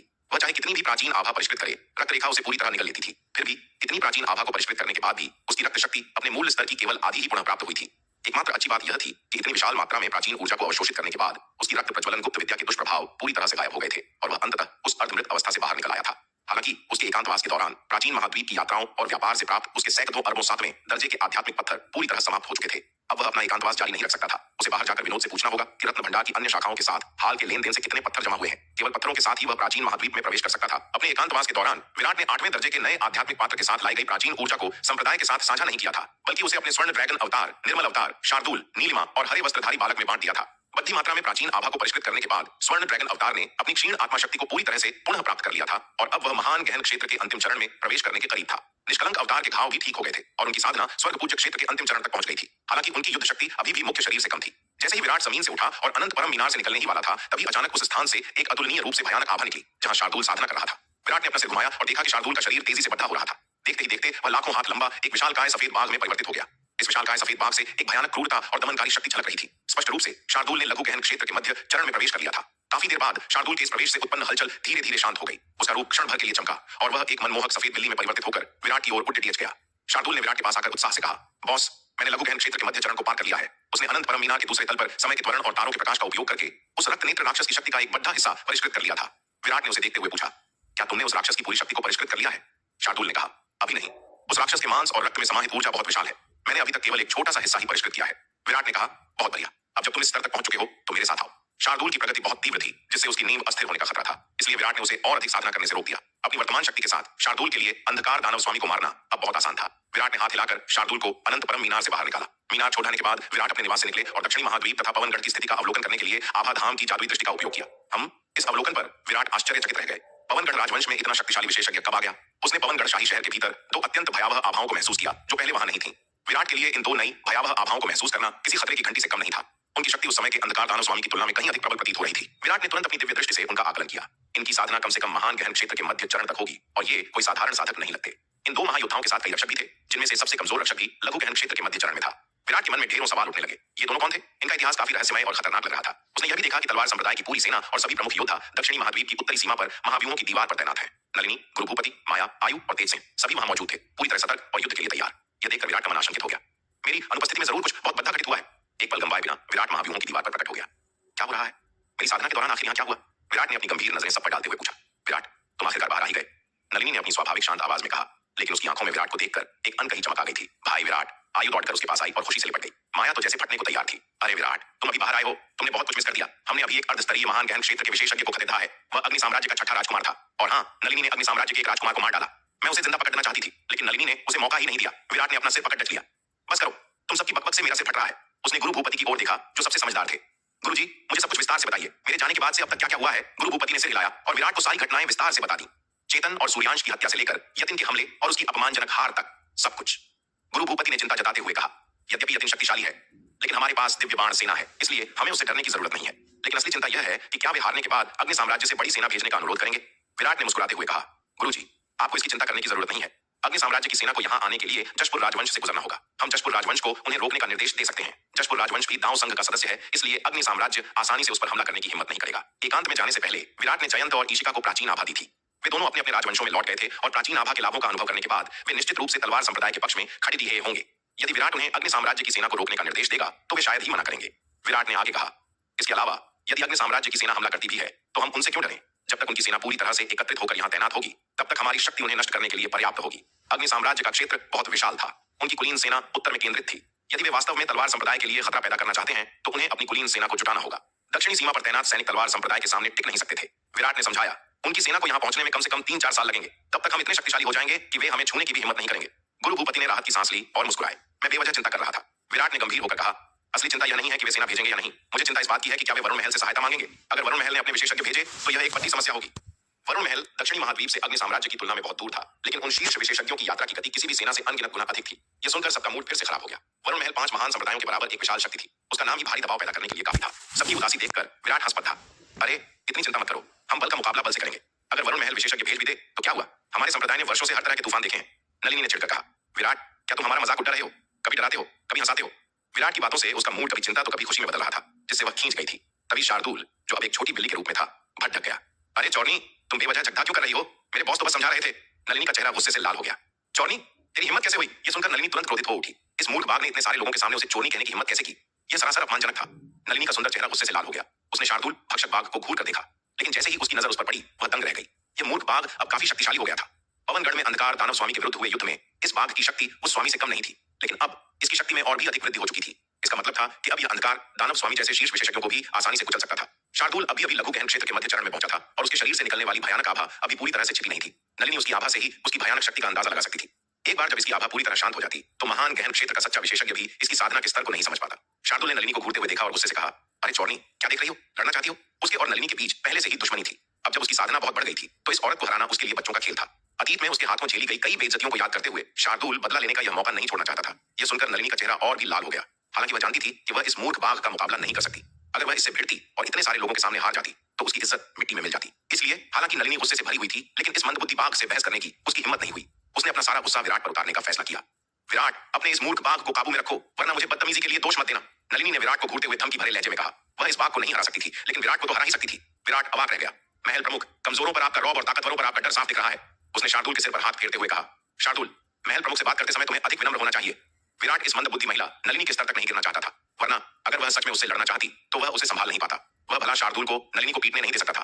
भले ही इससे उसे कुछ पल के लिए अच्छा लगता, लेकिन इससे नलिनी पूरी तरह से क्रोधित हो जाती। अगर नलिनी ने मन में बैर रखा तो उसका जीवन भी अच्छा नहीं होगा। आखिरकार दक्षिणी महाद्वीप में वह हर समय शार्दूल को अपने साथ नहीं रख सकता था। जब तक उसकी शक्ति वास्तव में नलिनी से अधिक नहीं हो जाती तब तक उसे सहन करना चाहिए। विराट ने विषय बदलते हुए कहा, फिलहाल सभी को तलवार संप्रदाय में साधना पर ध्यान देना चाहिए और दक्षिणी महाद्वीप को हल्के में नहीं छोड़ना चाहिए। उसने जनरल रिया की ओर मुड़ते हुए आदेश दिया, जनरल रिया, आदेश जारी करें। मेरी अनुमति के बिना हाल ही में किसी को भी दक्षिणी महाद्वीप छोड़ने की अनुमति नहीं है, जिसमें महल प्रमुख नलिनी भी शामिल है। रिया ने सिर हिलाया। जी, मैं समझ गई। नलिनी ने विराट को घूरते हुए कहा, विराट, इसका क्या मतलब है? क्या तुम मुझे नजरबंद करने जा रहे हो? विराट ने उसे असहाय होकर देखा। मेरी प्रिय महल प्रमुख, कृपया शांत हो जाइए। क्या आप अवंतिका द्वारा सिखाई गई सीख भूल गई हैं? क्या आप गारंटी दे सकती हैं कि आपका भाग्य हमेशा इतना अच्छा रहेगा? ये सुनकर नलिनी काफी देर तक अवाक रही। शार्दूल ने उत्साह से कहा, बॉस, यह झगड़ालू औरत आज्ञा का पालन नहीं कर रही है। क्या मैं इसे पकड़ने में आपकी मदद करूं? एक बार जब हम इसे कैद कर लेंगे तो यह चाहकर भी अवज्ञा नहीं कर पाएगी। इसे एकांत कारावास में डाल देते हैं। इस पर इतना समय बर्बाद करने की कोई जरूरत नहीं है। शार्दूल लघु गहन क्षेत्र में प्रवेश करने के बाद से नलिनी को सबक सिखाना चाहता था, लेकिन बहाना न मिलने के कारण उसने जल्दबाजी में कोई कदम नहीं उठाया था। नलिनी ने शार्दूल को घूर कर देखा। बेवकूफ बाघ, तेरी हिम्मत कैसे हुई? शार्दूल ने कहा। अरे, यह झगड़ालू औरत अभी भी बाघ स्वामी के प्रति इतना घमंड दिखा रही है। बॉस, मैं अब अपना कदम उठाने जा रहा हूं। इस झगड़ालू औरत को सबक सिखाना ही होगा। शार्दूल का शरीर एक प्यारी सफेद बिल्ली से बदलकर एक साधारण बाघ के आकार में आ गया। यह देखकर नलिनी का चेहरा तुरंत बदल गया। विराट, तेरी हिम्मत कैसे हुई इस बेवकूफ बाघ को मुझ पर हमला करने देने की? मैं तुझे ऐसे ही नहीं जाने दूंगी। नलिनी गुस्से से चिल्लाई। विराट ने तुरंत शार्दूल के सिर पर हाथ फेरा और हंसते हुए कहा, ठीक है शार्दूल, महल प्रमुख से मजाक करना बंद करो। अगर तुम सच में उसे डरा दो तो क्या होगा? यह सुनकर जो बाघ झपटने ही वाला था वह तुरंत शांत हो गया। विराट की अनुमति के बिना वह नलिनी पर हमला करने की हिम्मत नहीं कर सकता था। विराट ने मुस्कुराते हुए नलिनी से कहा, नलिनी, दक्षिणी महाद्वीप में ही रहो और इधर उधर मत घूमो, वरना मैं सचमुच इस बाघ से तुम्हें पकड़वा लूंगा। नलिनी ने धमकी दी। हम विराट, अगर तुमने मुझे कैद किया तो मैं रोज तुम्हारे शास्त्र भंडार में जाकर शास्त्रों का अध्ययन करूंगी और तुम्हें मुझसे एक भी आध्यात्मिक पत्थर नहीं मिलेगा। विराट ने हाथ हिलाकर बात टाल दी। जो चाहो करो। नलिनी के शास्त्र पढ़ने से उसे या संप्रदाय को कोई नुकसान नहीं होने वाला था। इसके अलावा नलिनी ने उस राक्षस से निपटने में महत्वपूर्ण योगदान दिया था जो उसके लिए शास्त्रों का अध्ययन करने के लिए पर्याप्त था। दक्षिणी महाद्वीप का सर्वेक्षण करने और सब कुछ ठीक पाने के बाद विराट और शार्दूल पवनगढ़ शाही शहर में रत्न भंडार के सामने प्रकट हुए। विराट ने प्रवेश द्वार पर मौजूद नौकरानी से कहा, कृपया अध्यक्ष विनोद को सूचित करें कि विराट मिलने आया है। और उसके साथियों के हाथों में था। विराट ने अन्य युद्ध टुकड़ियों को रक्त नेत्र वाले राक्षस के विरुद्ध सीधे युद्ध में शामिल होने से रोक दिया। इसके बजाय उसने उन्हें महाव्यूहों की दीवार पर गुरु गरिमा की सुरक्षा के लिए तैनात रहने का आदेश दिया। विराट जानता था कि यह राक्षस अत्यंत भयानक है। भले ही तलवार संप्रदाय के बख्तरबंद सैनिकों में अच्छी आक्रमण शक्ति थी, लेकिन उनकी गति और चपलता इस राक्षस के सामने बहुत कम थी। ऐसे शत्रु का सामना करते हुए वे आसानी से मारे जाते और सबसे बड़ी समस्या यह थी कि एक बार मारे जाने के बाद उनका खून आकाश में फैले रक्त सागर में समा जाता। इसका सीधा मतलब था कि वे अनजाने में उस राक्षस को भोजन और ऊर्जा प्रदान कर रहे होते। इसलिए विराट ने अपनी सेना को इस आत्मघाती कदम से दूर रखा। विराट ने अपनी दिव्य चेतना का उपयोग करते हुए पंचतत्व तलवार व्यूह को नियंत्रित किया। वह लगातार आधे घंटे तक हवा में उड़ते हुए अपनी तलवारों से राक्षस पर प्रहार करता रहा और अपने साथियों का साथ देता रहा, लेकिन यह व्यूह अत्यधिक मानसिक और आध्यात्मिक ऊर्जा की खपत कर रहा था। इसे लंबे समय तक बनाए रखना असंभव था। अचानक विराट का शरीर एक पल के लिए धुंधला हुआ और वह महाव्यूहों की दीवार पर लौट आया। अगले ही पल उसने मध्यम श्रेणी के 7वें स्तर के युद्ध कवच को नियंत्रित किया और उस विशाल धातु के दानव के रूप में फिर से राक्षस पर टूट पड़ा।